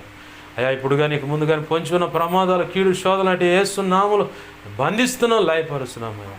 18వ కీర్తన 4-5 వచనాలు చెప్పండి ఏమన్నా వాటి దేవ. 18వ కీర్తన 8వ వచనం 2వ భాగం నీ నోటి నుంచి వస్తున్న అగ్నితో వాటి ప్రభావం యేసునామములో లయమైపోవును గాక. అంటే బంధకాల నుంచి విడుదల కలుగును గాక. సహాయం చేసి నువ్వు మాత్రం మహిమ పొందమని, మా ప్రియుడును మా రక్షకుడైన యేసయ్య ఉన్నతనంతో శక్తిగల నామమును అడిగి వేడుకొని ప్రార్థించి 2 తిమోతి 1:12 ప్రకారం నీ చేతులకు అప్పచెప్పి, నీ కృపాహస్తాలకు అప్పచెప్పి యేసునామములో ప్రార్థించి సమస్తం పొందుకొని నేను మహింపరచుకుంటున్నాం మా తండ్రి, ఆమేన్. ఇప్పుడు మన తండ్రి అయిన దేవుని ప్రేమయు, ఆయన ప్రియకుమారుడైన యేసుక్రీస్తు వారి కృపయు, పరిశుద్ధాత్మ దేవుని అన్యోన్య సహాయ సహవాసము సమకూడిన ఈ ప్రార్థనలు ఏకీపిస్తున్నా, ఇక ముందు ఏకీపించబోతున్నా. అలాగే పరిచర్య ద్వారా జరుగుతున్న సంఘాలకు, సంఘ బిడ్డల యొక్క చరస్థిరాస్తులు, పిల్లల మొదలుకొని పెద్దల వరకు కలిగిన సమస్తానికి, అలాగే సార్వత్రిక సంఘంలో ఉన్న సకల పరిశుద్ధులకు, అలాగే సంఘ బిడ్డలు చేస్తున్న పనుల్లో, బిడ్డల ఉద్యోగాలు, చదువుల్లోనూ ప్రభువే తోడే ఉన్నట్లుగా ఆయన కృప తోడే ఉండి నిత్యత్వము చేరు పర్యంతం వస్తుంది. ఆ కాలము సార్వత్రిక సంఘంలో ఉన్న సకల పరిశుద్ధులందరికీ నిత్యత్వము చేరు పర్యంతం వస్తుంది. ఆ కాలము ఆయన కృప తోడే ఉండి నడిపించి ఆశీర్వాదకరమైన జీవితాలు అనుగ్రహించి అనేకులకు ఆశీర్వాదకరంగా చేసి తద్వారా మన ద్వారా ఆయనే మహిమ పొందునుగాక. అలాగు చేయునుగాక. అలాగు చేసిన యేసయ్యకు కృతజ్ఞతాస్తుతి, ఘనత, మహిమ, ప్రభావాలు చెల్లునుగాక. ఆమేన్. యేసు రక్తమునకే జయం. ప్రవేశు రక్తమునకే జయం. ప్రవేశు నామమునకు సంపూర్ణమైన విజయం కలుగునుగాక. ఆమేన్. అపవాది వాడి దూతలు, చీకటి అంధకార శక్తులు క్రియలు, అవి ఎంత ప్రమాదకర మంత్ర ప్రయోగాలైనా వాటన్నిటికీ అనంతనాశనం, సర్వనాశనం, నిత్యనాశనం కలుగునుగాక. ఆమేన్.